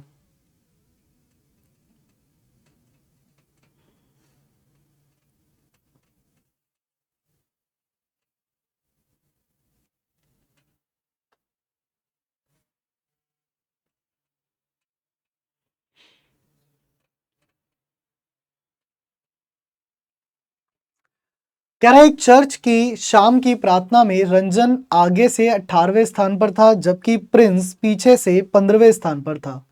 यदि भी अपना स्थान बदलते हैं तो रंजन आगे से 34वें स्थान पर हो जाता है। सिंपल है। तो एल और आर दिया गया है। आगे वाले को आर मान लो तो आगे से 18वें पर था और पीछे से 15वें पर था, फिर आगे से 34वें स्थान पर हो गया। ये निकालना है आपको, मान लीजिए फिलहाल टोटल निकालना है। सो यहाँ से यहाँ तक जाते हुए आपके 16 का इंक्रीमेंट होगा। सो यहाँ से भी 16 का इंक्रीमेंट कर दोगे, ये 31 हो जाएगा। दोनों को क्रॉस वाइज ले लो। सो t इज इक्वल टू क्या हो जाएगा, l प्लस आर माइनस 1 हो जाएगा। सो t कितना हो गया यहाँ पर है आपका 15 प्लस 34 माइनस 1 हो गया, या फिर 31 प्लस 18 माइनस 1 हो गया। तो ये हो गया 49 माइनस 1 यानी कि 48। तो आपका आंसर यहाँ पर कितना बन गया, ऑप्शन नंबर डी। तो इस तरीके का कोई भी क्वेश्चन कहीं से भी आ जाए आपको यही ट्रिक लगानी है। कोई भी क्वेश्चन कहीं से भी आ जाए आपको यही ट्रिक लगानी है, बारंबार लगानी है, एक बार नहीं हर बार यही ट्रिक लगानी है। ठीक है, हर बार यही ट्रिक आपको यूज करनी होती है। नाउ कमिंग नेक्स्ट, अब आता है हमारा ऑर्डर। अभी तक हम बात कर रहे थे रैंकिंग की, अब हम बात करेंगे ऑर्डर की। ऑर्डर के जो क्वेश्चन होते हैं वो जनरली आप बुक्स में देखोगे तो इस्तेमाल किया जाता है इस तरीके का मेथड कि x y से बड़ा है, y z से छोटा है लेकिन x z से बड़ा है, इस तरीके से, है ना। लेकिन जब हम क्वेश्चंस को करते हैं हम कहते हैं कि अगर वो कह रहा है y जो है वो x से बड़ा है, बना दो। वो कह रहा है x जो है वो z से बड़ा है, बना दो। वो कह रहा है z जो है वो p से छोटा है लेकिन p जो है वो x से छोटा है, तो बना दो। मतलब इस तरीके से हम लाइनों का यूज करते हैं। अब कोई भी आकर के कह दे लास्ट लाइन में कि z सबसे बड़ा होगा तो मैं सबसे बड़ा कर दूंगा। मतलब लाइनों का क्या है, छोटा बड़ा हम कर सकते हैं, लाइनों को हम छोटा बड़ा कर सकते हैं, इसीलिए हम ऑर्डर वाले टॉपिक में लाइंस का यूज करते हैं। जस्ट लाइक ये क्वेश्चन देखिए, है ना, जस्ट लाइक ये क्वेश्चन देखिए और बनाने की एक बार जो है वो घंघोर कोशिश कीजिए और बनाइए, करिए इस क्वेश्चन को और बनाने की कोशिश करिए, एक बार बनाइए जल्दी से, फटाफट से देख लीजिए और बना दीजिए क्वेश्चन में क्या कहा जा रहा है।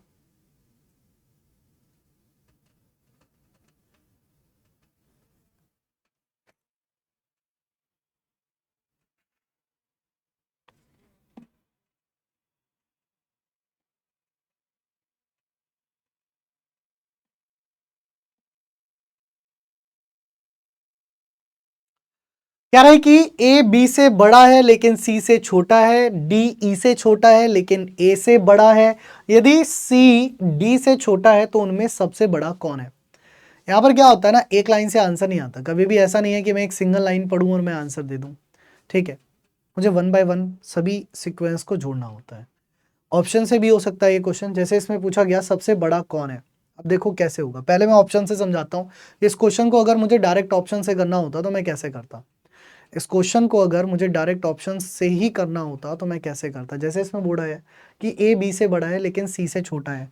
अब ए बी से बड़ा है तो बी सबसे बड़ा तो नहीं हो सकता, और ए सी से छोटा है यानी कि ए सबसे बड़ा नहीं हो सकता, तो ए और बी सबसे बड़े नहीं हो सकते। कह रहा है डी ई से छोटा है तो डी सबसे बड़ा नहीं हो सकता, और सी डी से छोटा है तो डी सी भी सबसे बड़ा नहीं हो सकता। मतलब सबसे बड़ा कौन हो जाएगा, ई हो जाएगा। अगर मैं ऑप्शन से कर रहा हूं तो, मैं ऑप्शन से कर रहा हूं तो, लेकिन ऑप्शन से नहीं करते हम एग्जाम में, से ना बना लेते हैं, क्योंकि it is better to do hard work than a wrong work. ठीक है, स्मार्ट वर्क करना चाहिए लेकिन हमें गलत करने से बचना है, और गलत करने से बचने के लिए हमें सही करने के लिए जो है वो मेहनत का रास्ता कभी कभी अपना लेना चाहिए। जैसे इस क्वेश्चन में कह रहा है, अगर इस क्वेश्चन की मैं बात करूं तो ये क्वेश्चन कह रहा है ए जो है वो बी से बड़ा है। तो ये क्वेश्चन क्या कह रहा है कि ए जो है वो बी से बड़ा है, तो मैंने बना दिया, लेकिन सी से छोटा है। लेकिन या फिर और शब्द हमेशा पहले व्यक्ति के लिए इस्तेमाल किया जाता है, मैंने बताया है ना, बट, इफ, एंड, ये सब फर्स्ट पर्सन के लिए यूज होते हैं। हु, होम, हुज, जो, जिसके, जिसकी, जिसके लिए, ये सब सेकेंड पर्सन के लिए यूज होते हैं। तो यहां पर कह रहा है ए बी से बड़ा है लेकिन सी से छोटा है, यानी कि ए बी से बड़ा है लेकिन ए जो है ना वो सी से छोटा है, लेकिन ए जो है वो सी से छोटा है, तो मैंने सी की लाइन को ए से बड़ा बना दिया। कह रहा है डी ई से छोटा है लेकिन ए से बड़ा है। अभी चलो बना दो, कह रहा है डी जो है वो ए से बड़ा है, मैंने डी को लगभग सी के बराबर बना दिया, और डी जो है वो ई से छोटा है, तो मैंने ई को इससे ऊपर निकाल दिया। अब कह रहा है कि यदि सी जो है वो डी से छोटा है, सी कौन है, सी डी से छोटा है, यानी कि डी की लाइन को थोड़ा सा बड़ा कर दो, सी से आपका सीक्वेंस बन गया। अब यहां पर वो अगर ये भी पूछ लेता ना कि घटते हुए क्रम में तीसरे स्थान पर कौन है, तब भी निकल जाता, लेकिन घटते हुए क्रम में तीसरे स्थान पर ऑप्शन से नहीं निकाल सकते थे।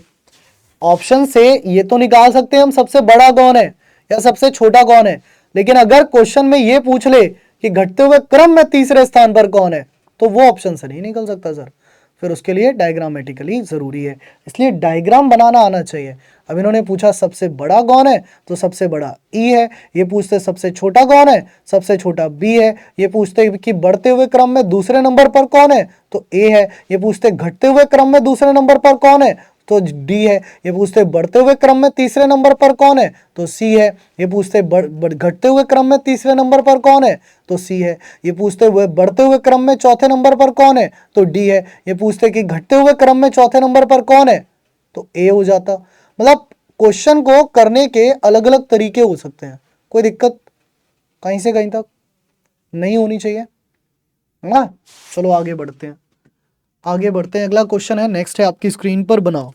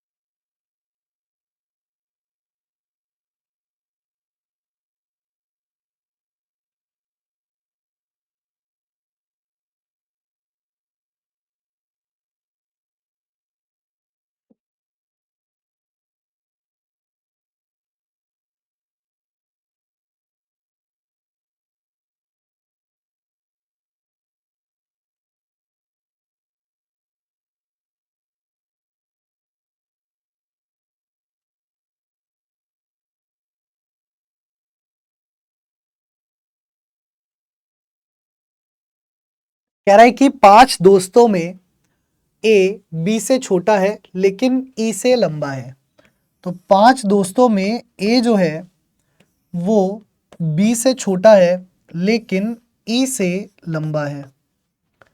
कह रहा है सी बी से थोड़ा लंबा है, तो सी जो है वो बी से थोड़ा लंबा है, लेकिन डी बी से थोड़ा छोटा है।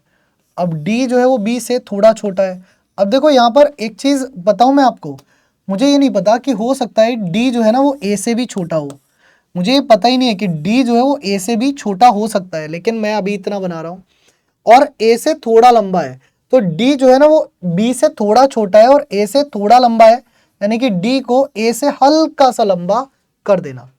उनमें सबसे छोटा कौन है, तो अगेन सबसे छोटा है ई नाम का व्यक्ति, है ना।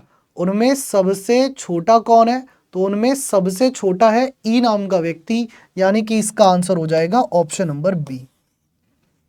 यानी कि इसका आंसर क्या हो जाएगा, इसका आंसर हो जाएगा आपका ऑप्शन नंबर बी। तो बी ऑप्शन बिल्कुल सही आंसर बनेगा। चलिए अगला क्वेश्चन देखिए, नेक्स्ट है, बनाइए। अगला क्वेश्चन देखिए, नेक्स्ट है, बनाइए, ड्रॉ कीजिए, 30 सेकेंड्स फॉर यू। बनाइए इस क्वेश्चन को, बनाइए कि ये क्वेश्चन अब आपसे क्या कह रहा है। देखिए जिस किसी को भी रैंकिंग का कवर करना था वो अब आराम से कर सकते हैं, कोई दिक्कत नहीं है।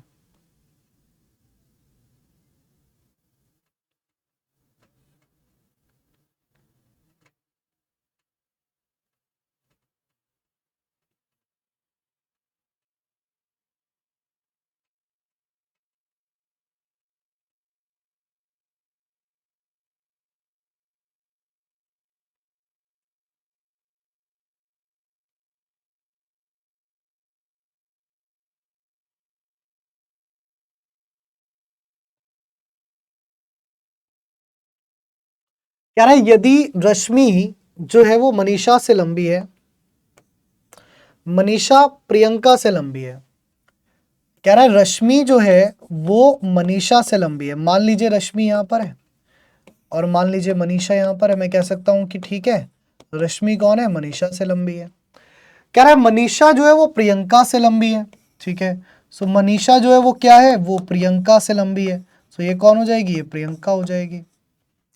कह रहा है सुगंधा रश्मि से लंबी है, तो सुगंधा जो है वो कौन है, सुगंधा जो है वो रश्मि से लंबी है, तो सुगंधा रश्मि से लंबी है।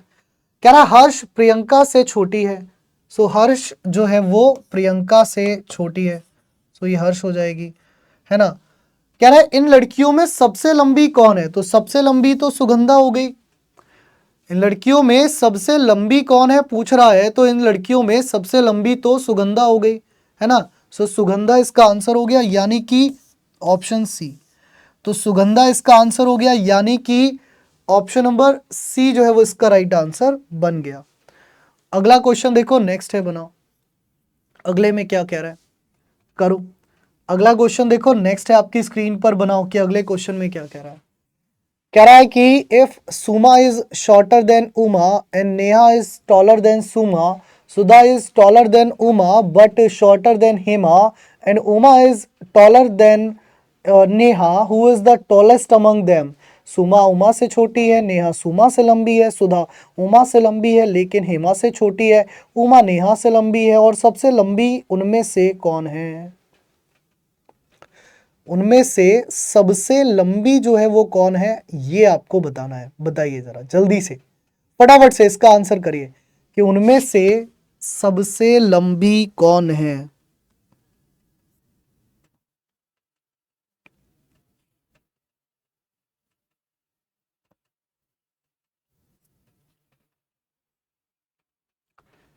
चलो बनाते हैं। कह रहे कि सुमा उमा से छोटी है। अब देखो इसमें ना कुछ नहीं पता होता तो लाइनें तो खींचनी है, लाइनें खींचनी है। कह रहा है सुमा उमा से छोटी है, चलो मैं इसको सुमा मान लेता हूँ। ये उमा से छोटी है तो मैं इसको उमा मान लेता हूँ, ठीक है, ऐसा कर लेते हैं। कह रहा है नेहा सुमा से लंबी है, सुधा उमा से लंबी है, तो सुधा जो है वो उमा से लंबी है, तो सुधा मान लेता हूँ, यहाँ आ गई। लेकिन हेमा से छोटी है, सुधा उमा से लंबी है लेकिन हेमा से छोटी है, हेमा मान लेता हूँ, यहाँ आ गई। कह रहा उमा नेहा से लंबी है, उमा जो है वो नेहा से लंबी है, सो नेहा इनके बीच में आ गई, क्योंकि नेहा जो है वो सुमा से लंबी है और उमा जो है वो नेहा से लंबी है, सो नेहा इन दोनों के कहीं बीच में आएगी। सबसे लंबी कौन है भाई, तो उनमें सबसे लंबी है हेमा।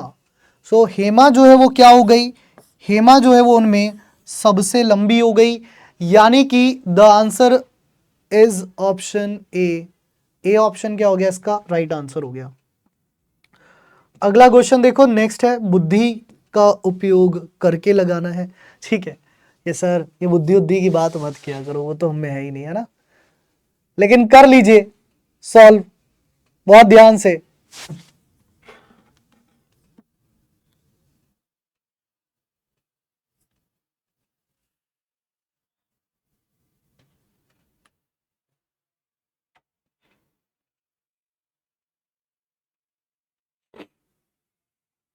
कह रहा है जिल के पास मनी से अधिक लेकिन बाबू से कम पैसा है। समझ रहे हो बात। कह रहा है जिल के पास, मान लीजिए ये जिल है, इसके पास मनी से तो अधिक है ना, इसके बाद मास मनी से अधिक लेकिन बाबू से कम पैसा है, यानी कि देख रहे हो बाबू ने यहाँ पर भी पैसा इकट्ठा कर ही रखा है भाई साहब, ठीक है, लूट लूट के कर लिया होगा ना बाबू ने पैसा। कह रहा है यदि जिल मणि और बाबू द्वारा धारित एक्स वाई जेड है, तो जिल की क्या है एक्स है, मणि की क्या है वाई है, और बाबू की क्या है जेड है। सो मतलब Z is greater than X, X is greater than Y. एक तरीका इसको लिखने का ये होता है, या इसको ऐसे भी लिखा जा सकता है, Y is great X is और जेड। सो यहाँ पर इसका दोनों का अर्थ सेम है, ये दोनों ही बातें सेम फॉर्मेट में है ना। सिंबल को ग्रेटर देन या लेसर देन से जब रिप्रेजेंट करते हैं, तो ये सेम पॉइंट दोनों तरफ ही जा रहे हैं, ठीक है। अब यहाँ पर देख लीजिए दोनों तरफ जब जा रहे हैं तो यहाँ क्या बन रहा है, यहाँ पर कौन इसका सही आंसर है, तो निम्नलिखित में से कौन सा सत्य है पूछ रहा है। सो ZXY, और ये बिल्कुल सही है ऑप्शन नंबर 3 के अंदर। कहाँ पर सही है, ऑप्शन 3 में ये सही है, और कहीं भी ये सही नहीं है। चलिए अगला एक क्वेश्चन है, नेक्स्ट है आपकी स्क्रीन पर, इसको देखिए ये क्या कह रहा है। नेक्स्ट अगला एक क्वेश्चन है आपकी स्क्रीन पर, इसको देखिए ये क्या कह रहा है, बनाइए।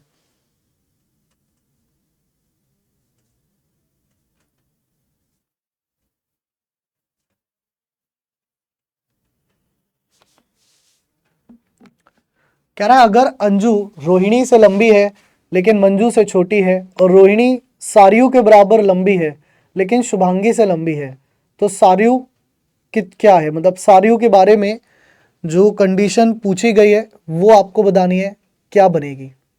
सो सारियू के बारे में आपको बताना है, जो कंडीशन आपसे पूछी गई है वो क्या बनेगी, बताइए। सारियू की कंडीशन पूछ रहा है, सारियू की कंडीशन पूछ रहा है। कह रहा है अगर अंजू रोहिणी से लंबी है, सो अंजू कौन है, अंजू जो है वो रोहिणी से लंबी है, अंजू जो है वो रोहिणी से लंबी है लेकिन मंजू से छोटी है। तो अंजू रोहिणी से लंबी है लेकिन मंजू से छोटी है, यानी कि मंजू जो है वो ये होगी। कह रहा है रोहिणी सारियू बराबर लंबी है, रोहिणी जो है वो क्या है, वो सारियू बराबर लंबी है, तो ये सारियू हो जाएगा। लेकिन शुभांगी से लंबी है, लेकिन शुभांगी से लंबी है, मतलब शुभांगी तो सबसे छोटी हो गई फिर, ठीक है। अब यहाँ कंडीशन पूछी है सारियू के लिए, कह रहा है सारियू क्या है, सारियू जो है वो टॉलर देन मंजू, मंजू से लंबी है नहीं, शॉर्टर देन अंजू, अंजू से छोटी है बिल्कुल है। सो सारियू अंजू से छोटी है, as tall as Anju, Anju के बराबर लंबी है नहीं, शुभांगी से छोटी है नहीं, शुभांगी से तो लंबी है ना सारियू। तो सारियू छोटी है किससे, केवल शॉर्टर देन अंजू, तो शुभांगी छोटी है किससे, केवल और केवल शॉर्टर देन अंजू, यानी कि इसका आंसर होगा बी ऑप्शन। चलिए अगला क्वेश्चन देखिए, नेक्स्ट है, बनाइए। अगला क्वेश्चन देखिए नेक्स्ट है, बनाइए। बहुत ध्यान से करिएगा क्योंकि इसमें क्वेश्चन में जो डिफिकल्टीज हैं ज़्यादा हैं, मतलब घुमाऊपन ज़्यादा है, तो घुमाऊपन में परेशान ना होइएगा।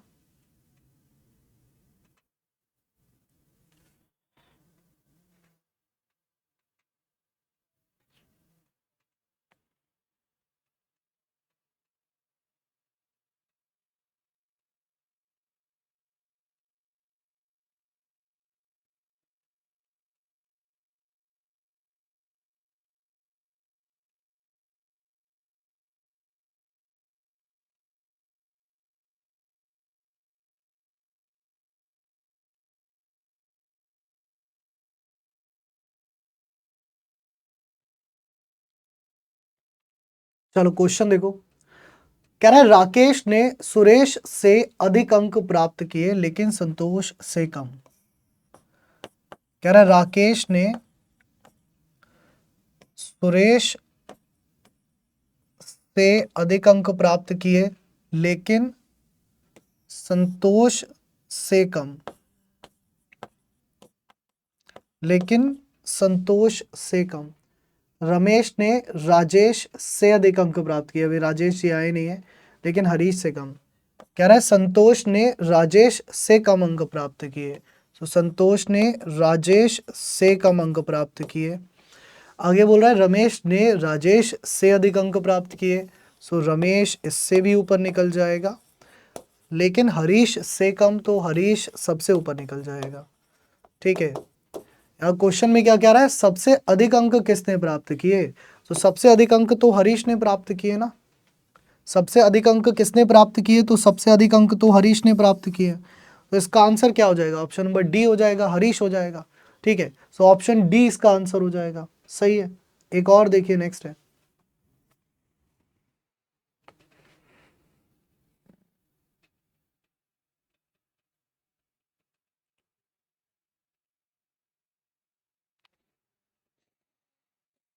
ये क्वेश्चन देखिए, कह रहा है कि अजीत रंजीत से मोटा है। ओहो, मोटापे की बात हो रही है, तो कह रहा अजीत जो है ना वो रंजीत से मोटा है, जो भूषण की तुलना में पतला है।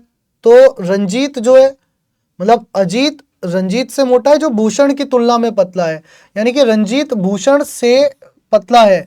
अब भूषण और अजीत के बारे में नहीं पता, सो इन दोनों को बराबर मान के चलेंगे। कह रहा मोहन अजीत की तुलना में पतला है जो लेकिन भूषण की तुलना में मोटा है। तो ये मिल गया भैया। देखो क्या कह रहा है कि मोहन अजीत की तुलना में पतला है लेकिन भूषण की तुलना में मोटा है। अजीत की तुलना में अन्य दो पुरुष मोटे हैं। तो एक तो ये हो गया, अजीत की तुलना में दो पुरुष मोटे हैं, तो अजीत तीसरे नंबर पर है। अजीत तीसरे नंबर पर है, इससे दो पुरुष मोटे निकल जाएंगे, एक और एक दो, उनके नाम नहीं पता। सबसे पतला पूछा है तो सबसे पतला हो जाएगा रंजीत, है ना, तो सबसे पतला हो जाएगा रंजीत, तो ऑप्शन बी होगा इसका आंसर। क्या होगा? ऑप्शन बी होगा इसका आंसर। चलिए, सो ये क्वेश्चन एक आपके लिए होमवर्क और ये क्वेश्चन एक आपके लिए होमवर्क, है ना। थोड़ी सी मेहनत अब आप भी कर लीजिएगा, थोड़ी सी मेहनत तो आप कर ही सकते हैं। ये दो क्वेश्चन आपके लिए होमवर्क दिए हैं। बाकी ये जो टॉपिक वाइज वन शॉट है ना, ये आपको बहुत फ़ायदा देगी। कई सारे टॉपिक ऑलरेडी कवर हो चुके हैं, तो अगर आप topic wise one shot class अगर आप ले रहे हैं तो इससे आपका पूरा जो चैप्टर है वो एक ही क्लास में कवर हो जाता है, एक ही दिन में कवर हो जाता है। सो topic wise one shot classes आप ही लोगों के लिए डिज़ाइन की गई हैं, तो इन क्लासेस को ज़रूर अटेंड करें। इन क्लासेस से अपने टॉपिक वाइज रीजनिंग ज़रूर पूरी करें, है ना। मैं आपको हर हफ्ते 2 टॉपिक कराने की कोशिश कर ही रहा हूँ, आने वाले टाइम में रेगुलर भी हो जाएंगे ये, लेकिन आप लोगों को क्लासेस में इनको डेली लेना है, क्योंकि अगर आप डेली वन शॉट कवर करोगे तो आपको बहुत फ़ायदा देगा। मतलब ये इतना फ़ायदा देगा कि आपका जितना भी टॉपिक आपने पढ़ा है वो कंप्लीट रिवीजन हो जाएगा, और जिसने नहीं पढ़ा है, जो बिल्कुल नए स्टूडेंट हैं, वो सब कुछ यहाँ से सीख करके ही जाएंगे। सो ये वन शॉट टॉपिक वाइज जो क्लास है इनको मत छोड़ा कीजिए, चाहे कैलेंडर की हो, क्लॉक की हो, डाइस की हो, रैंकिंग की हो, या अन्य कोई भी टॉपिक की हो। इन सभी क्लासेस को टाइम टू टाइम लेते रहिए और रिवीजन के लिए भी इन्हीं क्लासेस को प्रेफर करिए। चलिए, सो आज का सेशन इतना ही रखते हैं। तब तक आप सभी लोग भी अपना ख्याल रखिएगा, हंसते रहिए, मुस्कुराते रहिए। होगी आप सभी से मुलाकात आप आगे के सेशंस में। तब तक के लिए take care and have a good day. Love you all. जय हिंद, जय भारत।